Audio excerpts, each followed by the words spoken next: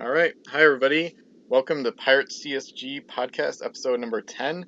I am your host, A7X Fan Ben, here with God Mason. And today we have a special guest, Xerecs. And he's just going to introduce himself a little bit. This is his first time on the podcast. Hello, everyone. Nice to finally make it to one of these. Been meaning to, but situations either didn't line up or I was otherwise engaged. Mm-hmm. So it's good to be here for this review of Barbary Coast. Yeah, this is going to be great. Guest, if I dare say. Yeah, because exactly. As I was pointing out right before the podcast started, Xerecs' name is one letter off from Xebec, a type of ship that basically resembles a lot of the galleys found in Barbary Coast. Yeah, ironically the case, yeah. Mm-hmm. So yeah, I had no idea when I originally crafted the name. Yeah.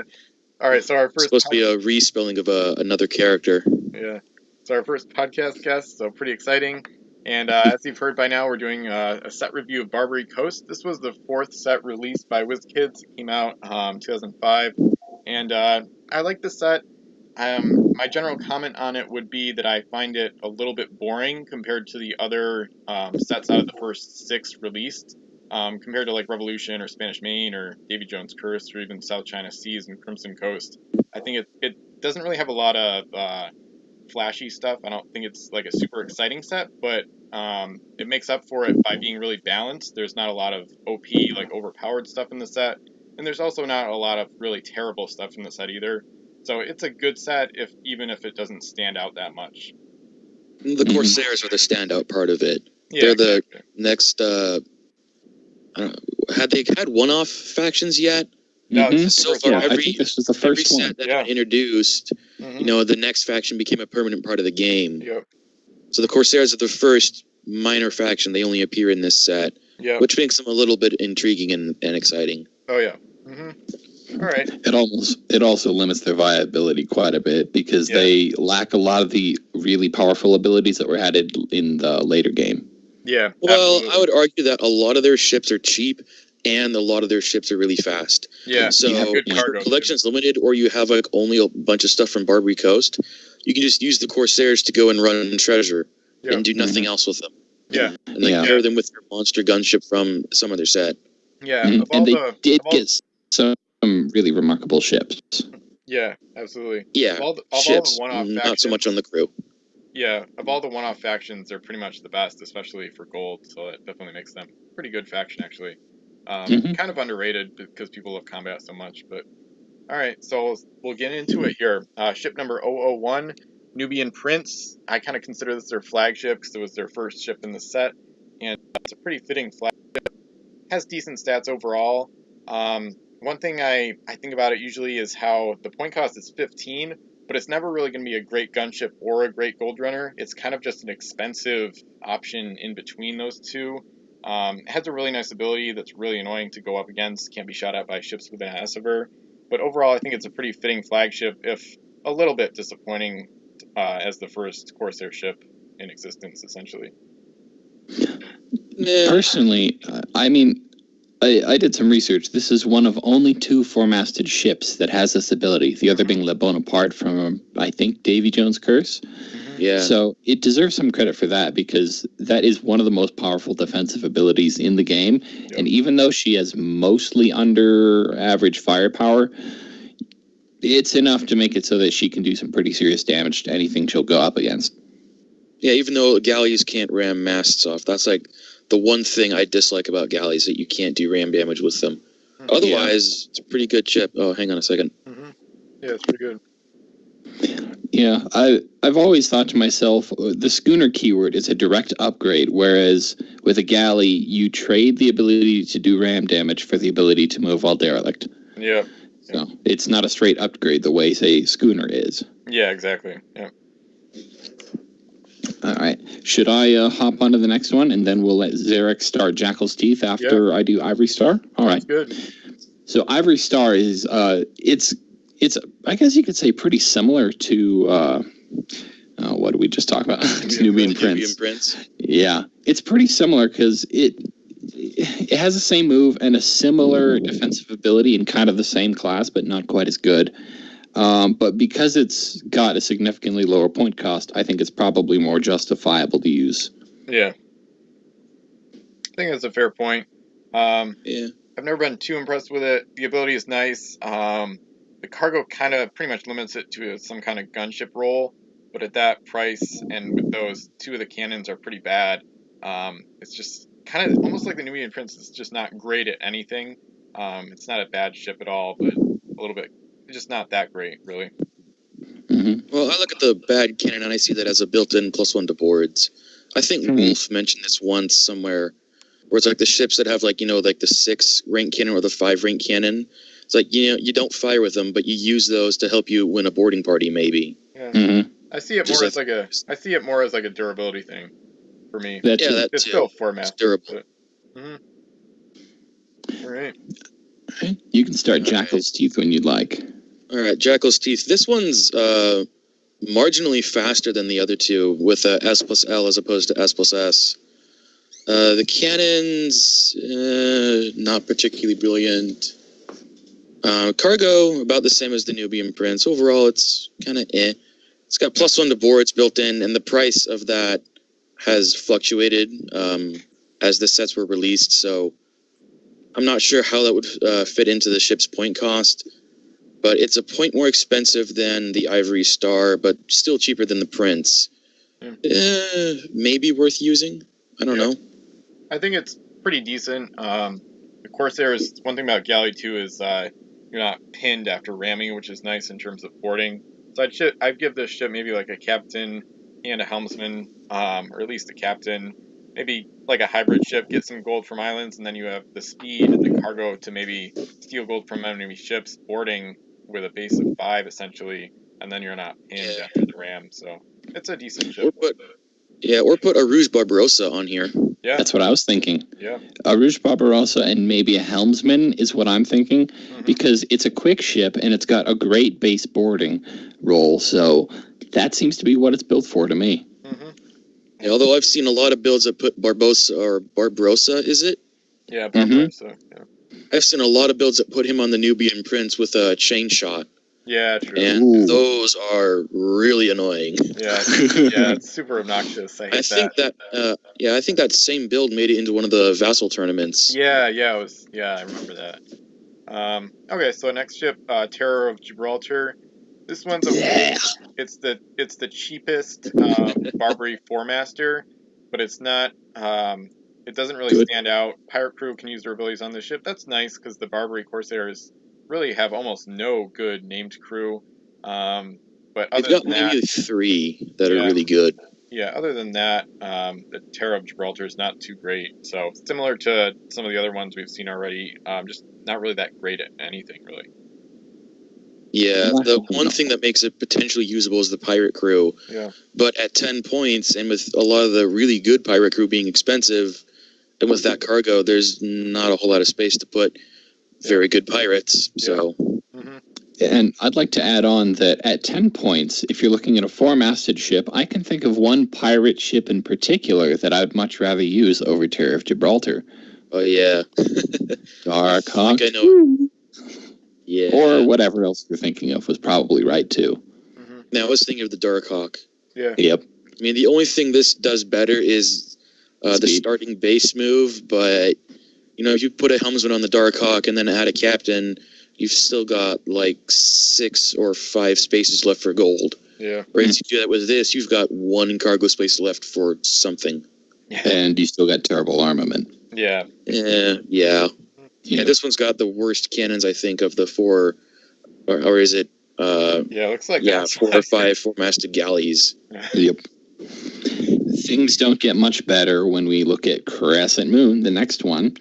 It's this one looks again like it's just built entirely for boarding, and it does at least have much better cargo space and still a fitting ability. This is another one where you could say maybe put Rouge Barbarossa on this one. Yeah. Oh yeah, for the re-rolled boarding attempt, and the speed would really help with that. At S+L. And there's enough room for him, a helmsman, and a meat shield crew. Yeah, Norseman. I would put Norseman on. Because if you lose the helmsman... And/or Explorer, because at 5 cargo... Explorer, probably.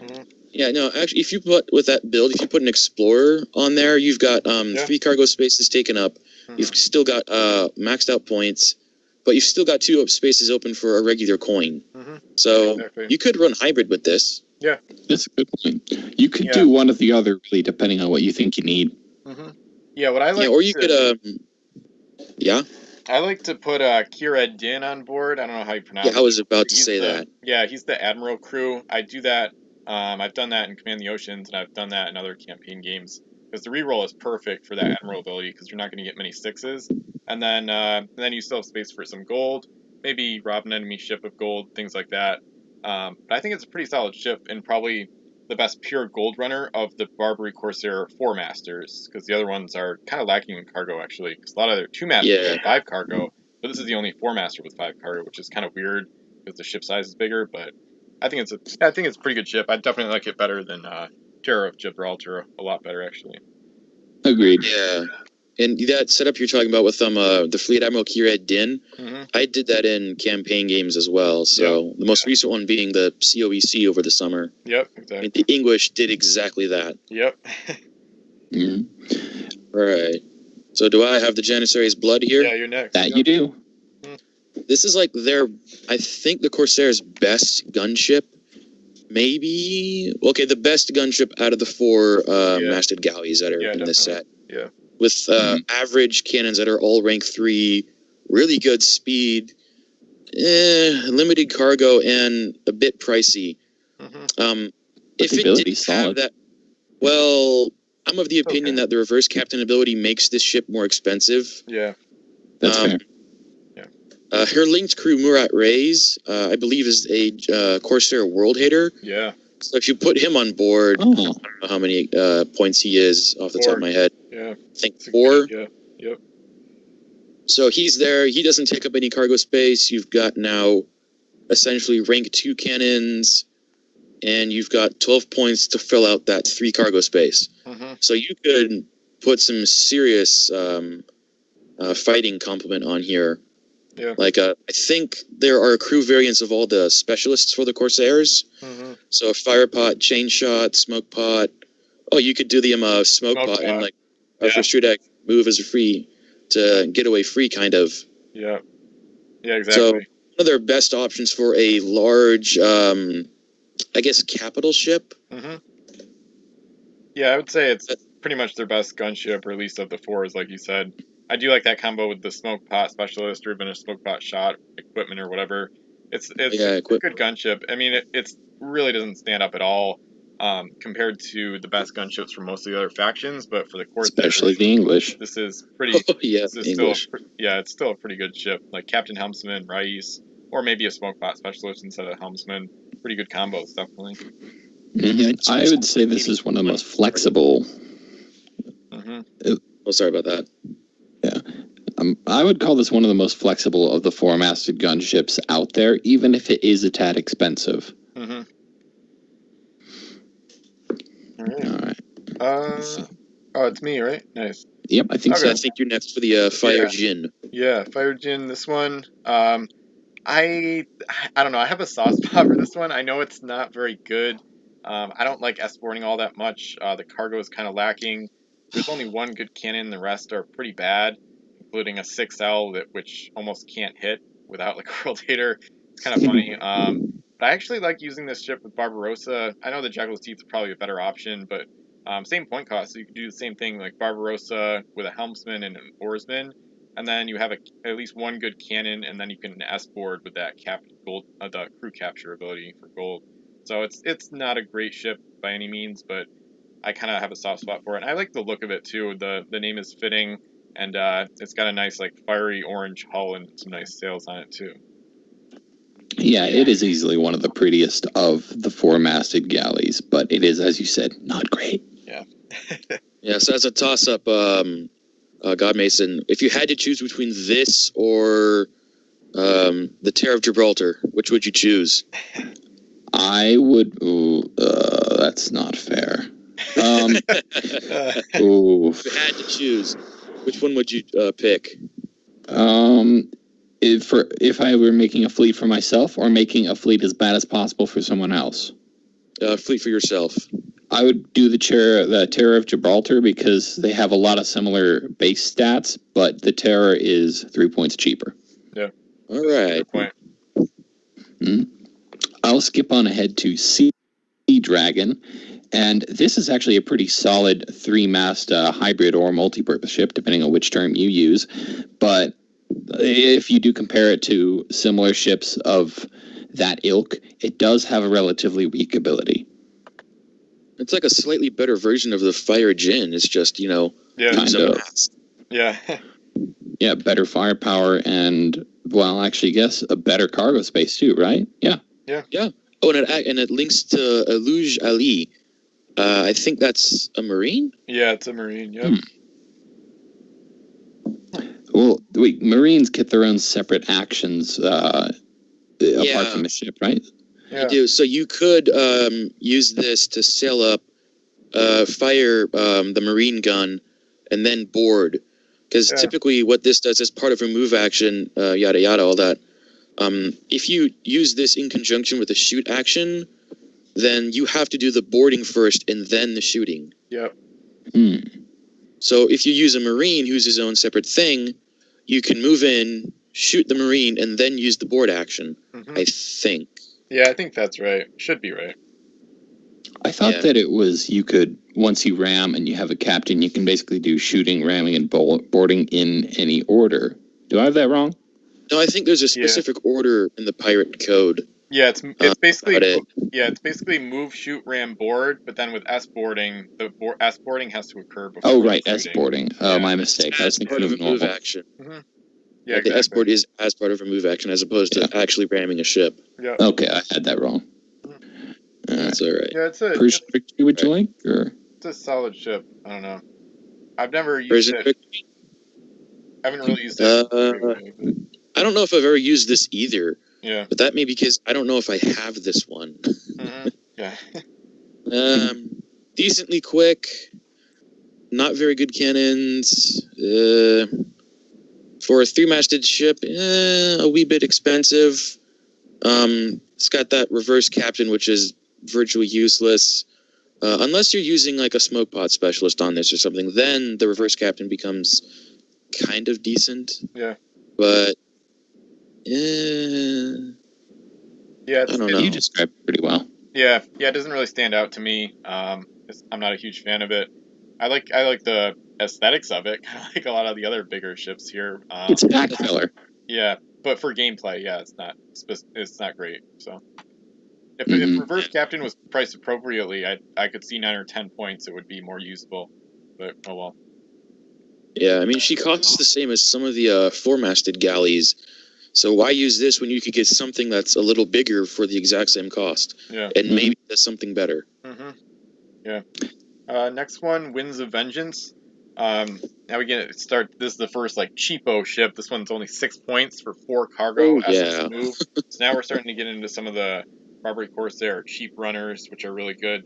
This one's so cheap because it has a negative ability. If you roll a 1 on a cannon roll, eliminate a mass, but the guns are terrible anyway, so you probably aren't going to shoot much.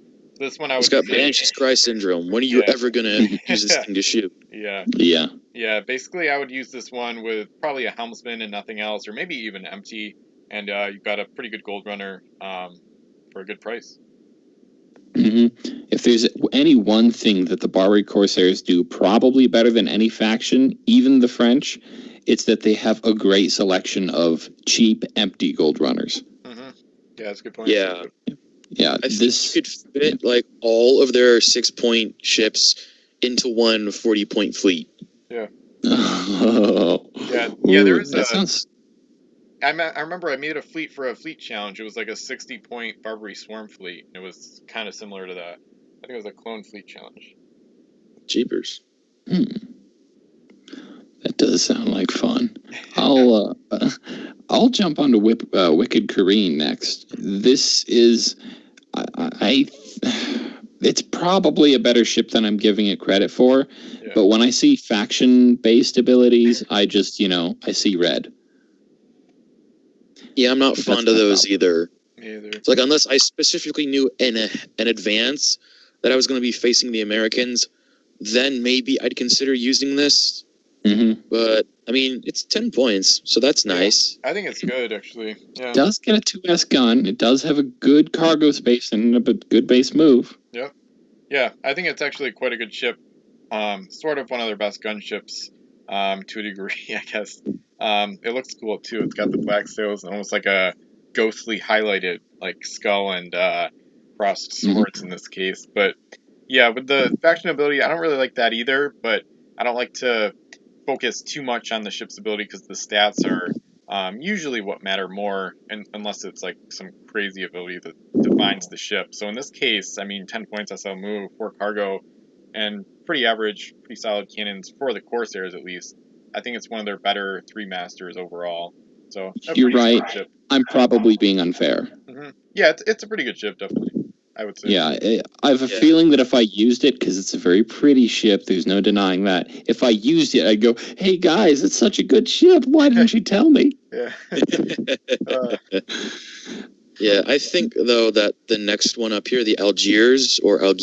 Yeah. Algiers. I believe that's probably their best 3-masted ship. Yeah. And as Ben said, it's the ability that makes it like this. I'd argue that, and you'll know what ship I'm talking about. But after looking at treasure on a wild island, you may trade any one treasure from that island for a random treasure from on any other wild island. You must load the traded treasure. That's one of the best abilities maybe for a gold runner, because it allows you to get rid of negative UTs. And with the Algiers speed and cargo, I mean, good grief. Yeah, it's a very good gold runner. Probably the best like purpose-built large gold runner. That's not like a hybrid, but the guns are actually surprisingly good too. So it's a very good ship. It demands helmsman. It was actually my first Corsair ship I pulled along with the Griffin. I got those 2 in the same pack, and those are 2 of their best gold runners. So it was a nice pack for me. Yeah, I have to say, I think this is probably one of their most underrated gold runners.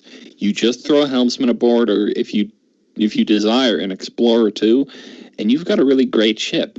Yeah, it is very good. I would counter that. I don't know so much underrated, maybe underused, because going back to the Vassal Fleet tournament, the first one, there was a Corsair entry that had this, and I think the Nubian Prince in it, or something else, and it made it to like the finals of that tournament. So it's a pretty good ship. I'm not sure what her linked crew Wesley does. I think it's escort, right? Yeah, I think that might be one of the first escorting crew. Yeah. Although wasn't he also in Pirates of the Revolution? Yeah. Yep, he's a super rare. Yeah. Yeah, so now he is, I think, a regular release in this version. Yeah, Captain. But does the same thing? No, Captain and +1 to boarding rolls in Barbary Coast. Yep. Oh, that's pretty good. Yeah. Oh, yeah. 6 points. Oh. Yeah. I mean, this is one of the cases where maybe a link makes sense. You put him on here. He doesn't take up any space. He's got a neat little hybrid, maybe. Yeah, that's a good point. I never really knew about that link, actually, or I forgot about it. So that's a very good point. Well, I'm looking at the gallery, and the gallery says Link Wesley, so hopefully the gallery's right. Yeah. Okay, so I'll do the next one. Mashud. I say Mashud.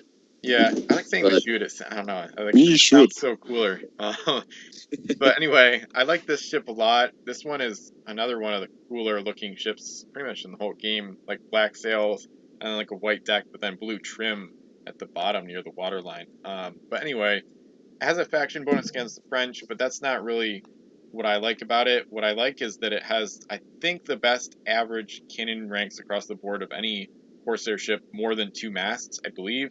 Has a 2S, 3S, 3S, so no rank 4 or worse cannons, which is nice. And then similar to the Wicked Careen, similar to the Wicked Careen, it has SL speed and 4 cargo, both of which are quite good for 3 master. So I like this ship quite a lot, and it's a pretty good gunship for them, actually. Yeah, this is an awesome ship overall. I mean, for 1 point more, you could get something really astonishingly good like Grinder, but this should not be ignored. Yeah, and the +1 to cannon. Oh, and boarding rolls. It's +1 to cannon and boarding rolls against French ships. But that's just like the icing on the cake. Yeah, so that's like, that's like the icing on the cake, if you will. Yeah, it's a bonus. Yeah. Otherwise, real good ship. All right. Divan's Punishment. Maybe it's supposed to be Divine Punishment or something? I think I've pronounced it Divin. But yeah, I'd say Devon. We could probably spend an hour arguing that.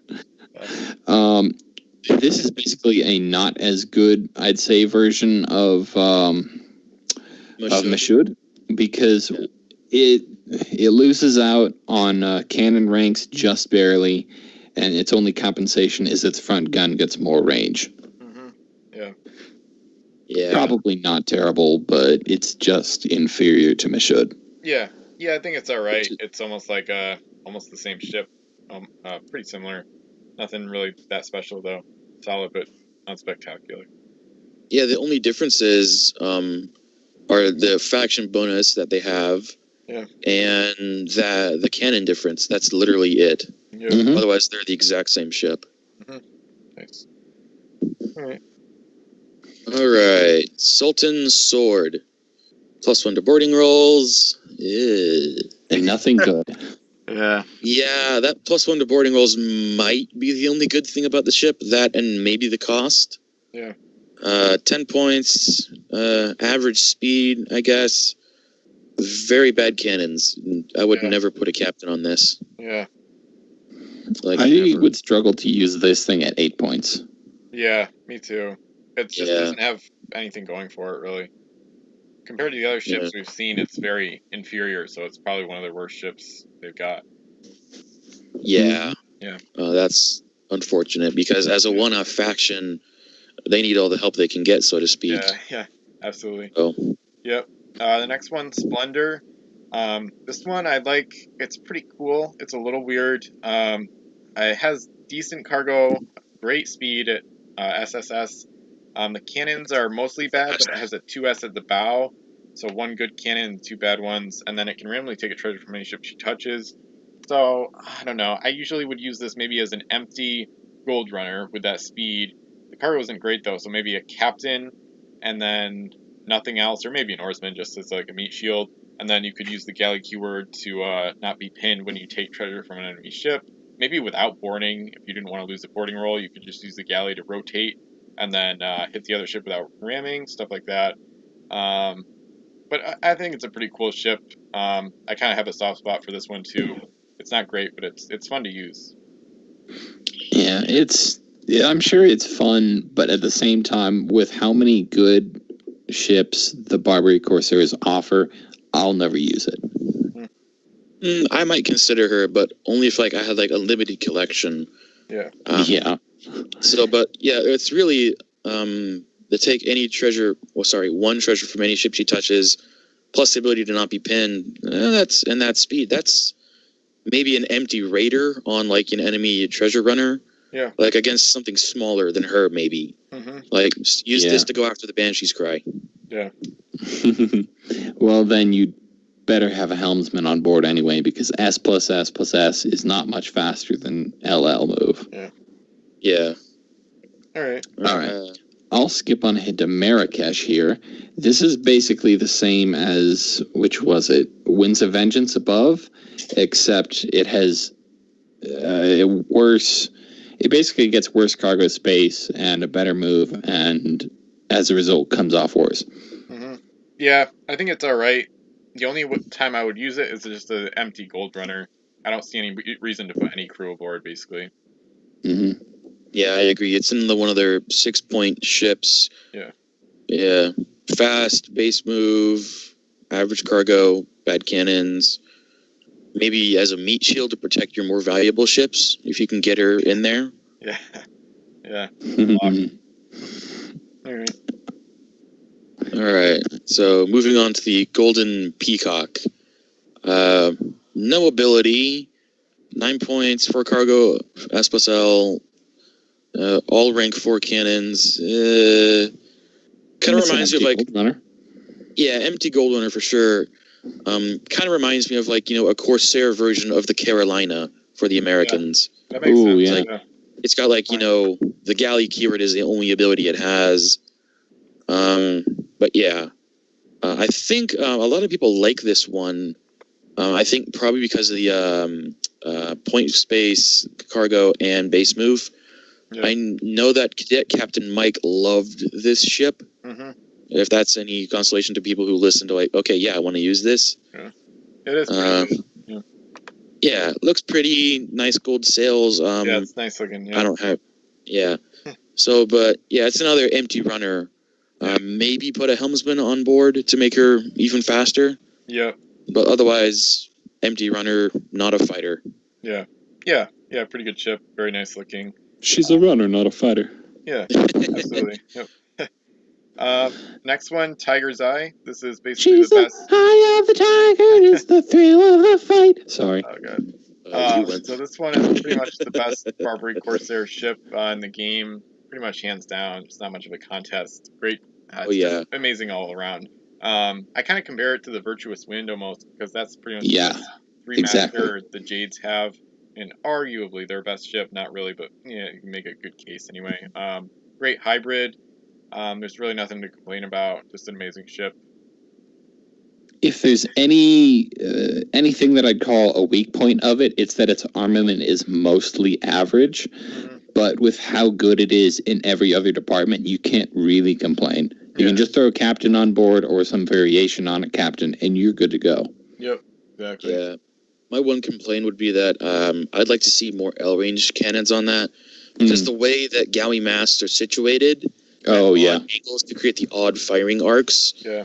I think an L-range cannon would be more viable, but considering that I think it could use the keyword to stern turn and then shoot, so you could use the L-ranger to move in, turn on the stern, and then fire the long-range gun. Mm-hmm. Yeah. Yeah, but overall, that's I'm nitpicking when I go there. Yeah, exactly. Yeah, because otherwise, this is a really, really good ship. Yeah, it'd be nice if the 3L was at the bow and then the other two were 3S, but that's just trivial at this point because it's so good. Yeah, I mean, even taken out of the Corsair faction, amongst other ships in the game, this is a really good ship. Oh, yeah. Yeah, one of the best minor faction ships ever, really. Mm-hmm. This one, sort of interrupting, at some point I'll be posting my top 10 galleys list. Yeah. Obviously, this ship has made it on it. I won't, talk about the others. You guys can probably guess many of them, but there will be some surprises on there. Right. I'm assuming most of them are Corsairs. Yeah, actually, I think there are a couple where instead of choosing one or two ships, I think I might have 3 or 4. Mm-hmm. Because they were so similar? Yeah. Yeah, because there are so many super similar ships. But one of the ships that's not on there is Silent Death, the next ship down the list, because as good as she is in every department, she is way too expensive for a 2-masted ship. Yeah. I don't know. I might use this. Yeah, I might too. But we're both if only because it's really accurate. So. Yeah. I still have to adjust that mentality of, okay, big game versus, a game that has a limit on it. Yeah. Well, I think we're balanced because we think both ways. We realize in a 40-point game, this one is really not super viable, but in a campaign game, anything goes. So, why not? Yeah. Yeah. But it's good. Yeah, like Godmason said, it's great in every category. The speed isn't great, but it's good enough. It looks like a fun ship to use. I think Barbarossa would be kind of funny with the escorting because maybe you'd lose, but I don't know. I think it'd be a fun gimmick to try out. Yeah. With that much cargo space and a higher point cost, you could fit maybe some of their named crew on here that you wouldn't normally put on another ship. Yeah. Maybe Murat Rays on here with a captain and helmsman to make the cannons even more accurate. Yeah. Or maybe Wesley. Maybe Wesley with a helmsman, because then you have escorting with +1 to boards. Then you can board from S at a base of 3, which would be fun. And then still have 2 cargo left over to get gold, steal gold or whatever. But yeah, although by that point you're investing a lot of points into a very small ship. Yeah, it's super fragile. Yep. Yeah, glass cannon. All right. Bay's Revenge. Every time I see this ship, I think about Beyblade. I can't help it. I can't help it. I'm sorry. It always makes me think of people on Twitter saying, when Bay does this, and I go, wrong spelling, but... Yeah. I'm not sure what a bay actually is in reference. I think it's... I'm assuming it's... the name of the ship, or... Yeah, the first half, Bay's Revenge. Oh, yeah. I think it might be something akin to a Sultan. Yeah, I think so, yeah. I don't know. But this is another one of those where, in my opinion, the overpriced reverse captain is eating into that point cost, making it a whole lot more expensive than it could be. Yeah. So, like, sorry. What do you guys say that reverse captain is actually worth? Because I'm not entirely sure about that. I think it's 2 points because captain is 3 and it's better, and 1 point would be kind of ridiculous, to be honest. So I've always thought 2 was the best price. WizKids priced it somewhere around 6. Yeah, for the most part. Oh, well. So 13 minus 6. If this was like didn't have that ability, this would be a 7. Pretty dang good 7-point ship. Yeah. That ability kills the ship. I mean, it's pretty quick. It's got good cargo and average cannons. So, I mean, in a pinch, if you didn't have anything else to use, you could use this maybe. But if reverse captain was actually priced at like 2 points, this would be a whole another. This would be an entirely different ship. Yeah, it'd be might be one of their best 2. Yeah, it'd be pretty good. Yeah. I see on Wikipedia it says Bey is a Turkish title for chieftain, traditionally called blah blah. So Ottoman Empire. Does that mean that you can combine him with native canoes then? That'd be interesting. Maybe only through a flavor reasoning. Yeah. Oh, wait! I should try to make up. I should make up a custom unit for Bey's Revenge where it just is linked to a bunch of one-masted ships. Yeah. Custom Corsair canoes. CCC. Oh, heck. Can you imagine? That's totally not thematic breaking. Yeah. They would have to have 5 rank cannons. Yeah. Oh, definitely, yeah. Because, of course, they'd have to have 5 rank cannons. Yeah. Or 6L. Or something, yeah. 6L. Okay, so the next They'd have to be abysmally quick, though. Or, like, ridiculously quick. Yeah, absolutely. The next one, Scorpion. This one is kind of lackluster. It's not bad in any way, really. Even the cannons aren't horrible. Good speed is probably the best attribute, but it's a little boring. It's kind of mediocre compared to their other 2-masted options, or at least most of them. Yeah, it's another meh ship. Yeah. Kind of. Yep. It's not one that I ever see myself using. There's very little to say about it, I think, which is why I'm going to segue things onto Gallows, which, as Ben is rather tired of me doing at this point, I'm going to compare it to Executioner from Pirates of the Revolution, because it's faster, but it does find itself lacking in the cargo department. Yeah, there's only really enough room for a captain and a helmsman, maybe. You could use Hammersmith, though, and throw something else on. That's true. That's true, because of the ability. That's true. You could do that. Yeah. So Hammersmith and a specialist, because of the cannon ranks. Yeah, firepower. Not in equipment. Yeah. Yeah, I think it's good. I like it just because it's, reasonably cheap Corsair firepower that's fast. Yeah, it's a budget gunship for them. Yeah, exactly. Yeah, it's not bad.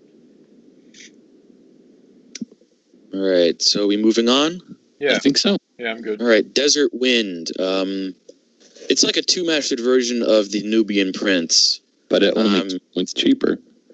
Well, yeah, it's cheaper by 2 points. And you get half as much ship for it. Yeah. Yeah. I mean, I think it's a little faster, but I mean, if you used both at once, weak. The firepower leaves a lot to be desired. But with that speed and that cargo, you've got a pretty well-defended empty gold runner. Yeah.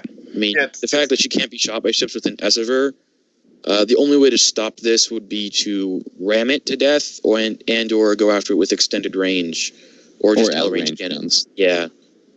Yeah. Yeah, it's not bad. It's just like it's like an expensive and evasive gold runner, I guess, is the best way. Yeah, that's a good way to put it. I think it's still not quite good enough to justify its price, though, no matter how inconvenient it makes things for your opponent. I agree. Yep. Yeah, so suppose it was like 2 points cheaper. If it was 11 points as opposed to 13. Yeah. Still wouldn't you touch it then? Really? I would consider it more heavily, but it's still not, like, practical, At 9 points, I might, but one of the biggest problems is that 4 rank gun on the back. That's just raining on the parade too much. Yeah, I think it's okay. It kind of makes like the average 3S, which is average, and then it's good as a gold runner, more so than gunship for the most part. It's okay. Yeah. Okay, so I'll do the next one. Aga's Whip. Here we go, another 6-pointer. We're gonna get into more of those soon. This one has another negative ability. Reminds me of the Marrakesh a bit, and the Winds of Vengeance. This one is really good though. It's a good budget ship for them. Pretty much a gold runner, maybe empty or probably with a helmsman. And surprisingly, the cannons are actually good enough to maybe put a captain and a helmsman on there and have a hybrid with 2 spaces left over. Yeah, another one of their budget hybrid ships, maybe. Yeah, I would just rather use it as an empty gold runner myself. It's not particularly fast, but it is decently durable. I guess it's reasonably well defended. Yeah. Yeah, empty gold runner, best use for this. All right. Pasha's Delight is the next one up, and ships that have 1 cargo space are always kind of hard to justify, and the fact that this, I mean, it does have a great base move and a reasonable ability, but its armament, cargo space, and point cost are just bad. Yeah. I think it's a really weird ship. I've always thought it stood out as like an oddity, because there's no other Corsair ships with that base move and none with that low cargo, so it's just weird. It's kind of extreme speed, but doesn't have the cargo space to enhance it. Yeah. At one space, it's is it a captain or a helmsman, or just leave it empty? Yeah, probably leave it empty. Yeah. One thing you could do like put a canceller. Yeah, I don't know if the Corsairs have a canceller. No, they don't. But you could do Fior. I mean. Oh yeah, you could put Fior on here. Yeah. I do that. That's a pretty good idea. Yeah. It'd be something. It'd be something if the Corsairs had a flotilla.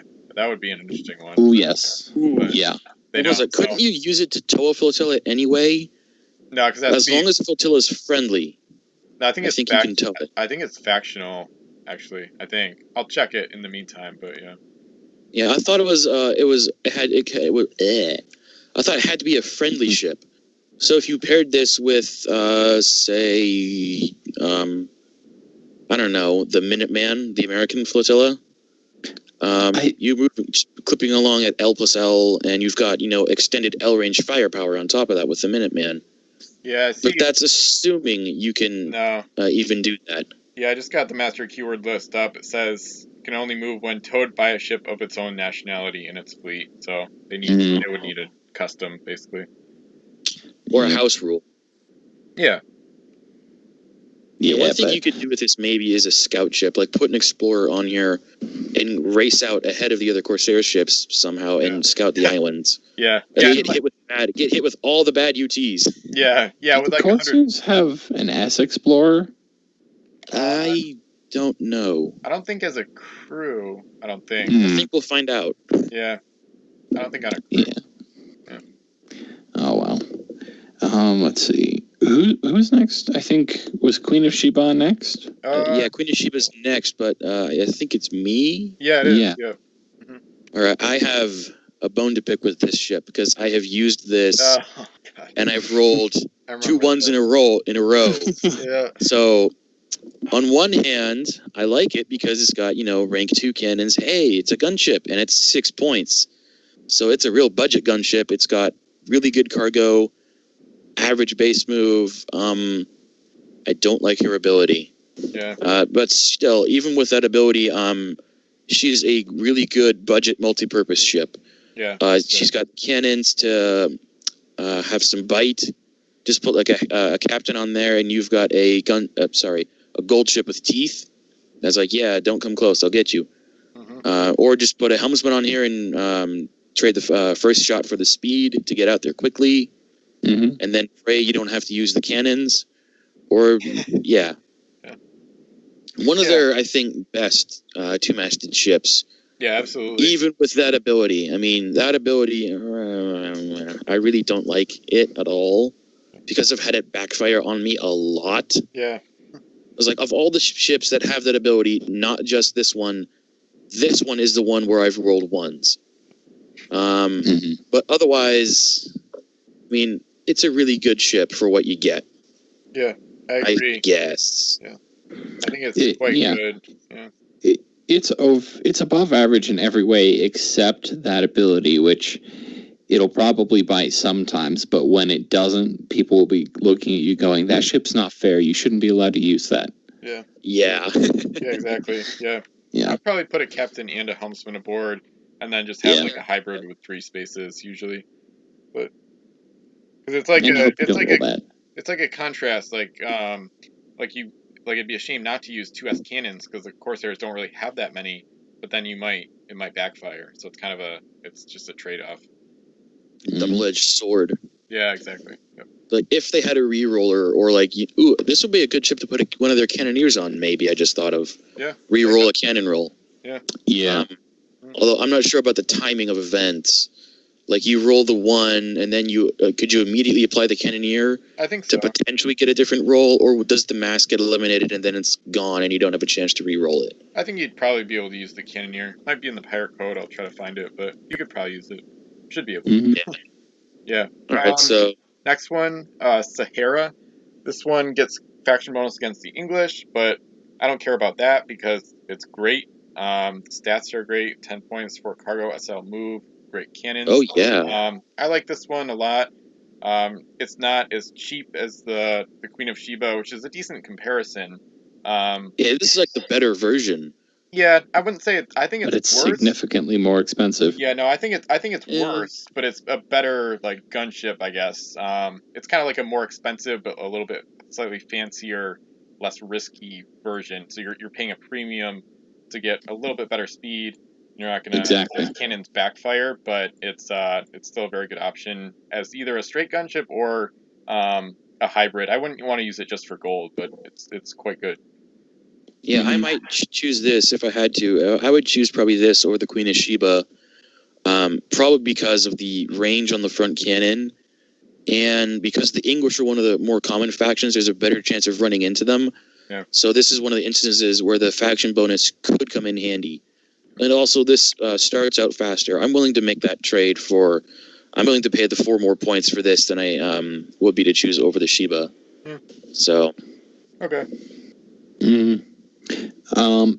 I'll jump onto the Dervish now. Dervish. I have experience. I think the French have a ship very much like this called La Fureur, which is all but identical. And when you think about it, for cargo at that cheap a price, it does look awfully good.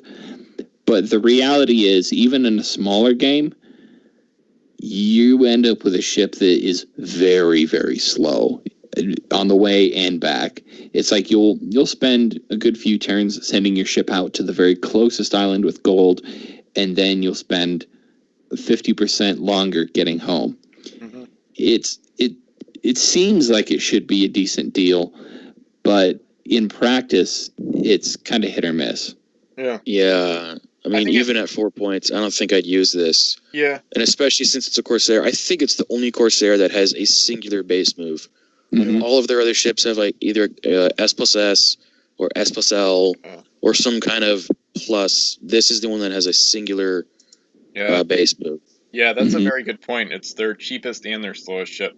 I kind of consider it like, I kind of do like the quick math. Like it's so slow. It's you don't want to send it out that slow. So I put like maybe a helmsman. Then you have a 6-point ship moving LS, and then to avoid the ability, you have to only take 2 coins. So it's basically like 6 points for LS move and 2 cargo spaces, which isn't great compared to some of the stuff we just saw. That being said, I haven't really thought about that much before, so I've kind of overrated this one. I thought it was pretty good, but I'm kind of realizing it's not as good as I thought it was. Yeah, no.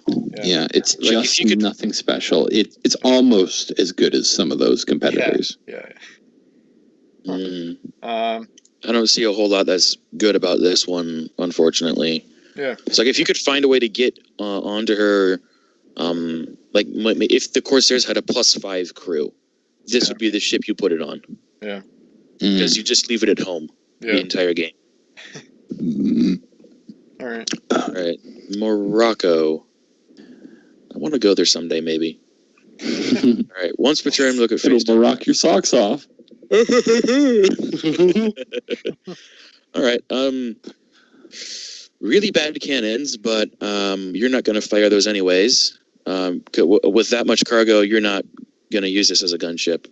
Plus the ability, this is a scout ship to look out for bad UTs and or good ones, and or to find the good coins to direct the rest of your ships toward. Yeah. So, yeah, I think it's a very solid gold runner. I would just usually put a helmsman aboard, nothing else. Pretty simple. But I do like that ability, definitely. Yeah, I'd put a helmsman and or an explorer for the speed purposes. Yeah, I'm going to trawl through what abilities the Corsairs have real quick, just to see if there are any that would pair well with it. Oh, dang. But I've got about the same point of view in that it's almost at its best with just a plain helmsman, and then after that, the explorer is optional. Yeah, pretty much. Yeah, pretty basic gold runner. Yeah. I suppose it'd be interesting if you could combo this with the Algiers. It's like, ooh, look, there's the good treasure, and go there. And it's like, if you find something that Morocco didn't find, the Algiers can get rid of it to hopefully maybe find something else that's good. Yeah. Or if you want to get a little cheesy, you can look at one face-down treasure on another island, remember which coin it was you looked at, and then use the Algiers to go and get that coin. Or is that no longer a random coin if you do that? Oh, I don't know. I mean, if you know where it is, you can go get it, I guess. But, yeah, I don't know. There's no saying that you couldn't use this to look at all the treasure on an island, because I think in a regular game you've got like average of 4 coins an island. So spend 4 turns to look at all the coins on one island to know, is it worth it to go there? Of course, by 4 turns, that island could be empty. Yeah. I do that. I've used something like that. I've put, say, Devereaux aboard Raven's Neck before. They look at the same thing, I think. Turn on an island, and I will actually sort of move coins from one side of an island to the other, so I can tell which ones I've already looked at. Yeah. And I don't think there's anything against that in the rules. Yeah, I don't think the rules for disallow that. The people you're playing with might take an issue with it because it's now what it is. It's no longer unknown. Or it's one of those weird things. I think Lord Stu talked about this a long time ago. Huh. Yeah. Or I recall a discussion about this. About like, okay, I've gone and I've looked at it. Is it now with those abilities that pull coins in at random from other islands or something? Yeah. I vaguely remember Wolf saying it has to still be random. You'd have to like shuffle them, but I think that's one of the best house rules is to make that, more reasonable. Because it just makes abilities worse if you have to make it random, Yeah. I see the Cannoneer ability going back to the Queen of Sheba or whatever, and it says the ability says once per turn whether the ship's cannons can shoot again if it misses. Then it says this ability is not a reroll. It provides a completely new shot instead. So I think I was wrong. I think if you roll a 1, I think it still counts as the miss. So, but if you eliminate the other mast, I guess you could shoot that first one again, but I think you would still have to take a mast out, as far as I can tell. So, oh well. So a Cannoneer wouldn't work on the Queen, but a straight reroller would. Yes, that's what I'm saying. Yeah. Yep. All right. Yeah. I'll push us on to Griffin now because we've taken quite a lot of time to talk about that ship. Yeah. Griffin is another pretty archetypal empty gold runner. It's a bit faster than some of its competition, and it's reasonably well armed, but not quite as much as Queen of Sheba. Yeah, I like this one a lot. Like I said, I got this in my first pack of the set overall. It's great. I usually just use it as a gold runner. It's a solid hybrid if you want it to be that way, but just another great 6-point, cargo ship, pretty much. Yeah. What was that? Oh, sorry. That was my sandwich. Okay. Oh, I didn't hear it. Okay. Yeah, if I had to choose between this or the Queen of Sheba, I would go with this. If only because it's faster and there's no chance of the ability backfiring on me so much. Even though the Americans are one of the big 6 factions, where I play, people use Pirates English and French, so they don't come up as much. Yeah. So this is a better deal. Although since they're both 6-point ships, they're reasonably interchangeable. But yeah, I'd still use this. Yeah. Okay. Yeah. The next one, Tripoli, can't be shot at by ships with an Esseber. That super annoying defensive ability. That's really good. Other than that, the ship, I mean, the speed is great, but everything else is crap. Yeah, the cargo and cannons aren't good enough. It's just about. I mean, cannon singular. It's got one mast. Yeah, exactly. Yeah, so we're into just take this out by ramming it. You wouldn't even have to bother shooting. Yeah, so we're into the Corsair one-masters now, the one-masted galleys. It's just not good enough at doing any task to use it. I mean, you could, in theory, find some ability that pairs well with it. We were talking about Christian Fiore. I think Christian Fiore plus a shipwright on this. Oh yeah. Because that way, I mean, if they go, okay, cool, let's ram it, then they can't shoot it, and then they're pinned, and then the next turn... No. Galleys don't let you pin. Yeah. That's part of your keyword. Yeah, they can't pin or be pinned. Oh. So if you did that with the Bonaparte and put Lenoir on there, that would be the way to do it.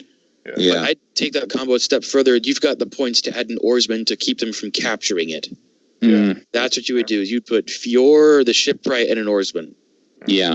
And then just do whatever you can to keep it alive. But even then, this is outrageously expensive for what you get. Yeah, exactly. I must say, I'd rather have a canceller on a ship immune to L-range guns, because then if they have L-range guns, they can't shoot at you, but then if they come with an S, they get canceled. But if you can be shot at with an S and a canceller, L-range guns get past both, so there's not like a defense against, proper maneuvering with L-range cannons. Like, it's still a good combo, but I'd rather have, like, sort of like both defenses rather than just with an S for both. So. Yeah, that's a good point. That's fair. Yeah. Viper's Bite? Mm-hmm.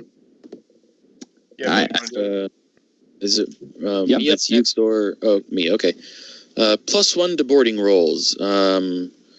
It's okay. A little, 8 points, 2 cargo space, triple S speed, a rather accurate cannon. I think it wants to be a gunship, but it lacks the size to really be one. I mean, if you could put on a captain and a specialist, so a captain and a fire pot would be ideal for this, maybe, with only 2 cargo and that speed. And it's got the +1 to boards to help it a little bit if it gets rammed, but not much. At 1 mast, it's really easy to get rid of this just by ramming it. Yeah, it's kind of lackluster. Kind of a nice little specialty, like assassin, but can't really do like a suicide ship, if you will. It's like, yay, go out in a blaze of glory. Yep. Yeah, but there are better ships for that.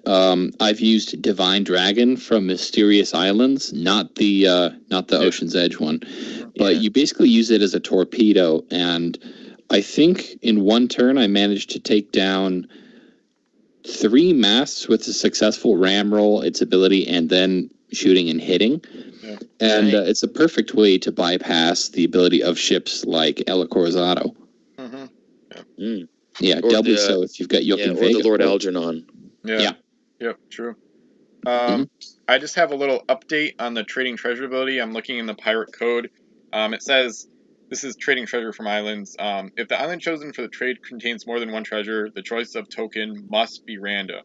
So if one or more of the treasures have been previously revealed, it may become necessary to use a draw bag or some suitable method to ensure that the choice is random. So it's unfortunate, but that's like the technical ruling, so, oh well.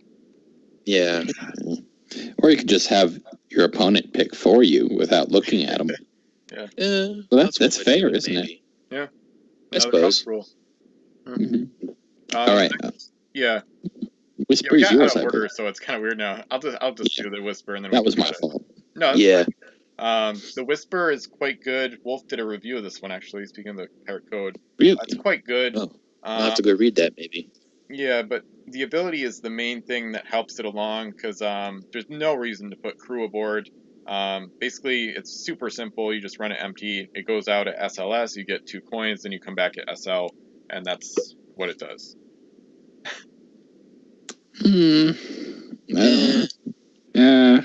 I'd rather carry more cargo than be just fast on the way there, if I'm honest. No, I mean, I can see the advantage in that you can send it away to a faraway island at super high speed and take the most valuable stuff. Yeah, I like that strategy. Yeah, I guess I see the merit in it. Mm-hmm. Yeah, its saving grace is the point cost, in my opinion. Yeah. At 6 points, you're able to just put it pretty much anywhere in the fleet. Because the other pieces that have this ability either aren't as good or are better. So this is like a little niche piece for the Corsairs. Yeah, I'm not sure any other faction has a ship quite like this one. Well, the Americans have the Colonial Trader, but the Colonial Trader is such a different ship. Yeah. And it's terrible. Comparing it is almost not fair. And it's utterly terrible, as I've talked about in my review of it. Yeah. The only one of my reviews to have ever gotten a 5 rating from Ben. Oh, man. Yeah, so far. I mean, you could edit them. I think the American ship Lynx is probably the most similar to the Whisper. I think it's like 7 points SS move and 3 cargo, same ability, but anyway, we move on. Yeah. I'll start on Majestic, and this is another one of those ships where WizKids went, yeah, let's give it a really great, no, just kidding, it's a terrible ability, and then make it an incredibly expensive ship. I see no reason to ever use this. Yeah. Ever. Not in a 40-point game. Ever. Yeah, not in a 40-point game, maybe. It'd be I like the speed. I like the speed.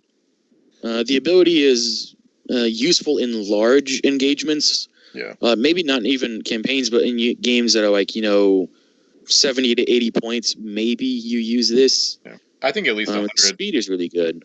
Yeah.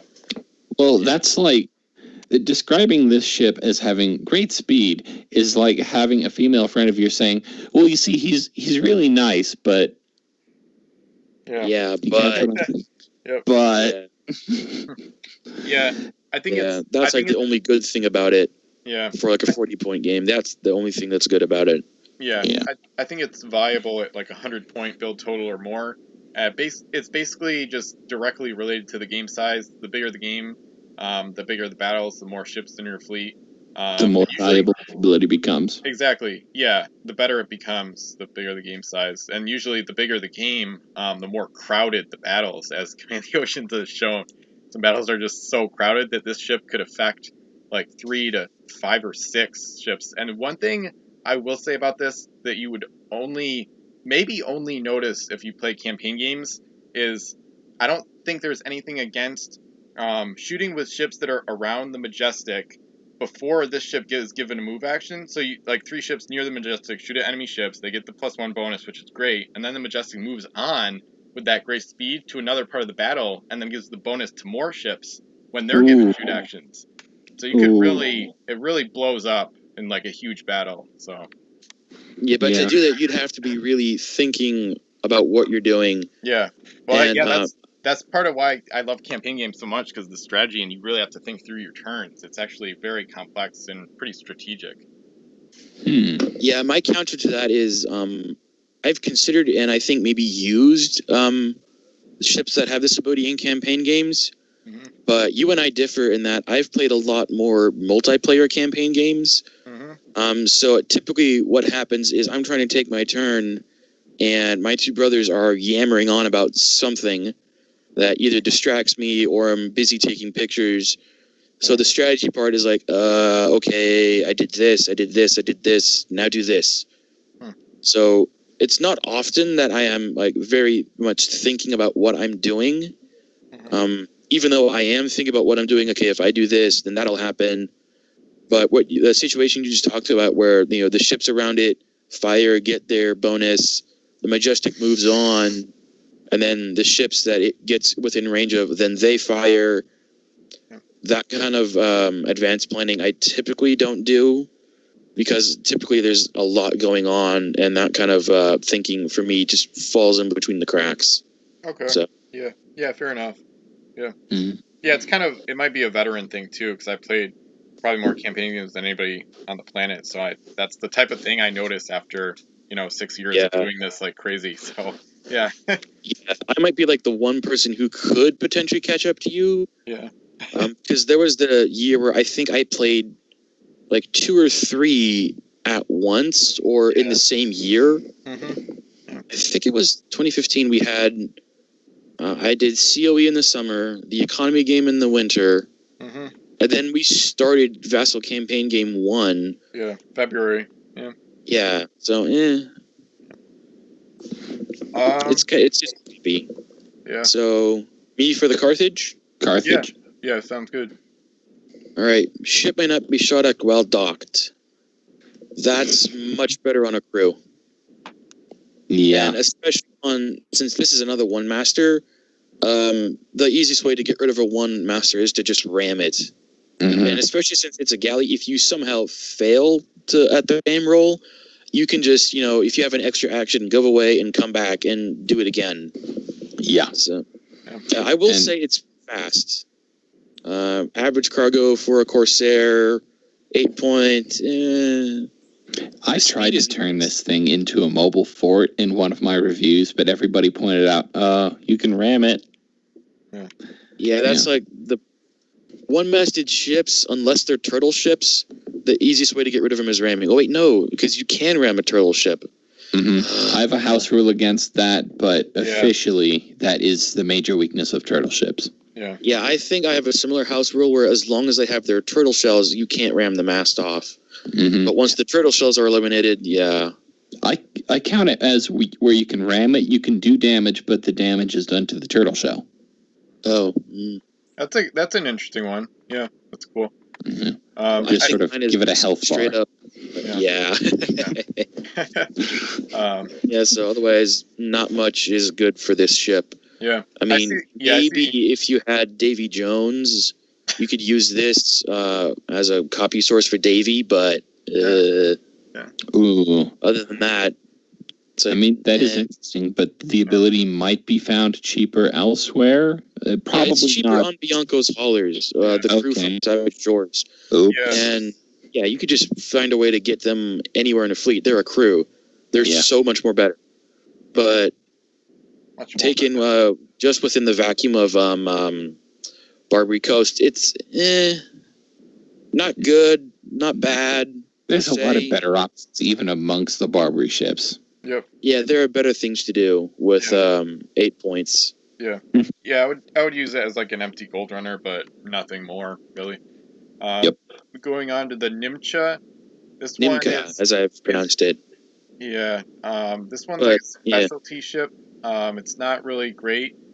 I can't think of anything else other than like some of the fleets I've seen it in where it's basically used with like the smoke bank, reverse captain, home island raiding fleets, which this game's not super hard to understand, but it's one of the more complex combos, I guess you could say. So give it like a smoke pot specialist, and it goes to a home island, and then it shoots it out, and then you have a fog hopper waiting to pop out of the new fog bank, and then that ship raids a home island, and then you get back with this. But the problem is, that's super expensive and pretty complex. Yeah, exactly. It gets expensive in a hurry. Yeah, that combo. I think the cheapest you can do that combo is 40 points. I think actually, that was the thing. And they didn't have much more. Yeah, they didn't have much a margin for error. Like the whole combo was 40 points, and they didn't have anything extra for like defense or gunships or anything. So yeah. I suppose another thing you could do with this is put a musketeer on it, so that way you can actually shoot at a ship with the musketeer, and then use the ship's cannon to shoot the smoke pot. And then use that handy reverse captain to just hide. That's weird. Interesting, but that is super weird. Yeah, that's weird. It's just weird. Oh, you know what? Like, who would use that? You know what? Actually, Ulush Ali, he's 7. So Marine. Well, that's even better. 10 that's even better. So Marine plus smoke pot. Here, yeah. Marine plus smoke pot gives you a way to fire 2S gun, and then dash away into your own little cloud. Yeah, because that's really cool and really stupid. Yeah, I think for smoke pot specialists, the rank of the cannon doesn't matter. I think it fires and you automatically place the smoke tank. Yep. So use exactly. Yeah. That's really really cool. That's like a really a niche. That's a niche combo. It was like okay, that's one thing you I can like do about it, but now what are you going to do that you can do that? Nimcha is my nominee for a weird ship that we've found a purpose for. Like with Revolution, we found Hannah actually makes a great flotilla tug. Yeah. Nimcha is. I gotta write this down. All right. Yeah. Well, all right. I'll write it down once I've. Yeah. Call it like the Smoking Marine or something like that. I don't know. Yeah. Some name for the combo. Or I can find a translation for Nimcha or something like that. The smoking insert. Reminds me of like turns out it's a dirty word. Yeah. It reminds me of like, a mocha. Yeah. Or like, are you talking the ship? No, I'm talking like the beverage. Oh, okay. Because I think the beverage is spelled the same way. So that's the basis I use to pronounce this. Oh. So I kind of think about them when I see this. But yeah, that's a fun little thing to do now. The Marine plus the smoke pot and reverse captain. Yeah. All right. The problem is you get you just get a that's 19 points at a minimum. I think that's 20 point ship for one masted ship. Yeah. That's a lot of points to spend on the combo that probably won't help you in the long run. Yeah, and then use that. HMS Grand Temple with Captain Helmsman would be 20 points. Oh, yeah, that's a much better thing. That's an unfair comparison. I know. The Temple has 5 more masts. Also, you run into the problem where it doesn't have a captain, so you can move, shoot, and then scurry away. Yeah. Plus, no, that doesn't work. Reverse captain, it has to be a shoot action. You can't move. Yeah, I know. You can't move and then shoot. And plus, there's that. If reverse captain allowed you to do that, if that's what reverse captain actually allowed you to do, then I'd say the way it's costed would be good. That makes sense. But since I don't know where it was said that it has to be a shoot action and not coupled with a captain. Yeah. Was it an errata thing that got added to the pirate code, or had it been around since the ability showed up? I'm not sure. I think people tried to abuse it, and then it was added to the FAQ really quickly. That's my guess, but I can't remember. So. The last thing I want to say about this reverse captain smoke thing, the Nimcha is not the only thing that can do it, but you can kind of have this weird glacial pace invincible ship where you do this every turn, and your opponent has no way to shoot at a ship in the fog bank. So if you have the last coin aboard and you just want to annoy your opponents, you can just keep shooting the smoke and going right back into it, and just move S every turn and just move across the board at S in a cloud of fog. And just I would be so annoyed. I would be so annoyed if someone did that. Call it the fog machine. All right. I'm going to push you guys on to talking about Tunis. Yeah. I'm going to call it Tunis because of Tunisia. Okay. But as a ship, it's an oak. It is an empty gold runner. That's what it is. Yeah, really. It's got the explorer ability built into it. Yeah, so that's really an empty gold runner. Yeah. And it doesn't really have the space for you to justify putting a helmsman on it to make it any faster. Yeah, not quite. Yeah. Yeah, then you kind of then you get into 9 points for 2 cargo. So that's not really a good deal for them. So, yeah. All right, we're into the crew. Yeah, the crew. Yeah. All right, so I'm up for Rouge Barbarossa. Captain, and if a ship wins a boarding party, she may capture the crew with the highest point cost instead of eliminating it. This captured crew becomes cargo worth its point cost in gold when unloaded at your home island. Link to Kier Ed Din. This is a really... Well, it depends. This can make a game happen in your favor, or it can be a colossal waste of points. Yep. Mm-hmm. I think this is the first time this ability showed up in the game, and it's costed at 10. Yep. So take away the captain ability, that's a 7-point ability for the gold capture. And Pirates later got this very same crew for 8 points, basically, with Bonnie Kate. Peel. Oh, Bonnie Peel does the same thing Barbarossa does, but for 2 points cheaper. Yeah. Later on in Fire and Steel, fiddlesticks, what's his name? Barstow is also 8 points, but he swaps the captain ability for explorer ability. So he's an interesting crew in his own right.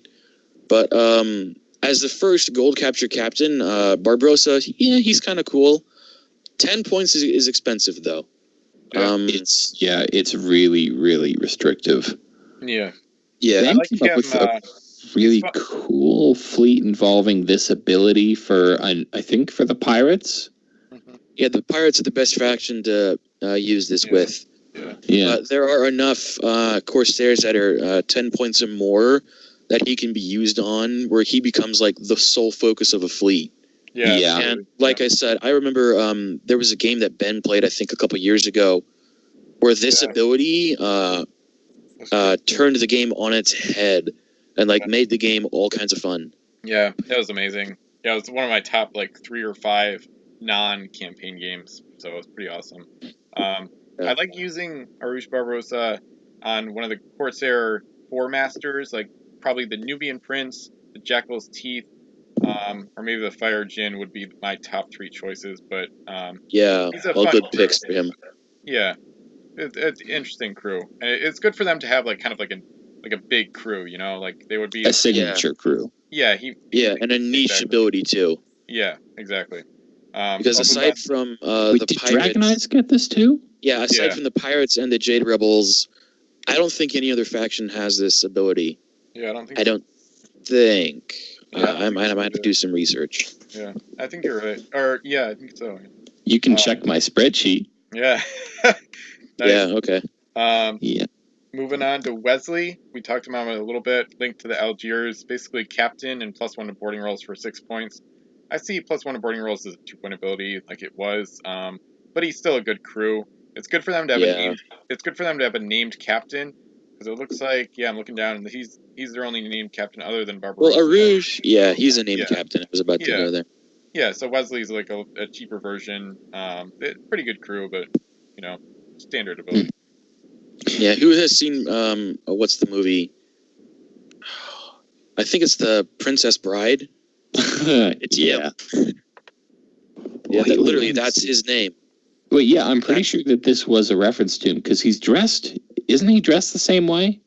Yep. When you first, well, I think they think he's the Dread Pirate Roberts at first, but yeah, that's him, pretty much.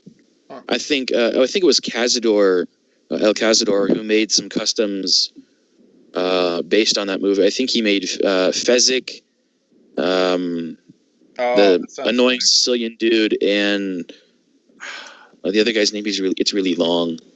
Okay. Huh. Yeah. All right. So, anyways, that's a fun little thing. I like that. That's cool. Okay. Do you happen to know if Care Din, if that's how you pronounce his name, is a reference to any film? I don't think he's a reference to any film. I think flavor-wise, he's Barbarossa's brother. I don't see the flavor text for them here in the gallery. Yeah, sometimes it won't load correctly, but or it's just missing. Yeah. I don't think it's straight up missing. Yeah, I have seen sometimes where you go to edit and you'll check, and it'll have flavor text. It just doesn't show it when you open it up normally. Yeah, but Kiradin he's a fleet admiral, and he's linked to Aruj Barbarossa, which is one of the most expensive link combinations between crew out there. Wow. Yeah, I don't think that could happen on any Corsair ship, because you're right. That's 16 points. Yeah.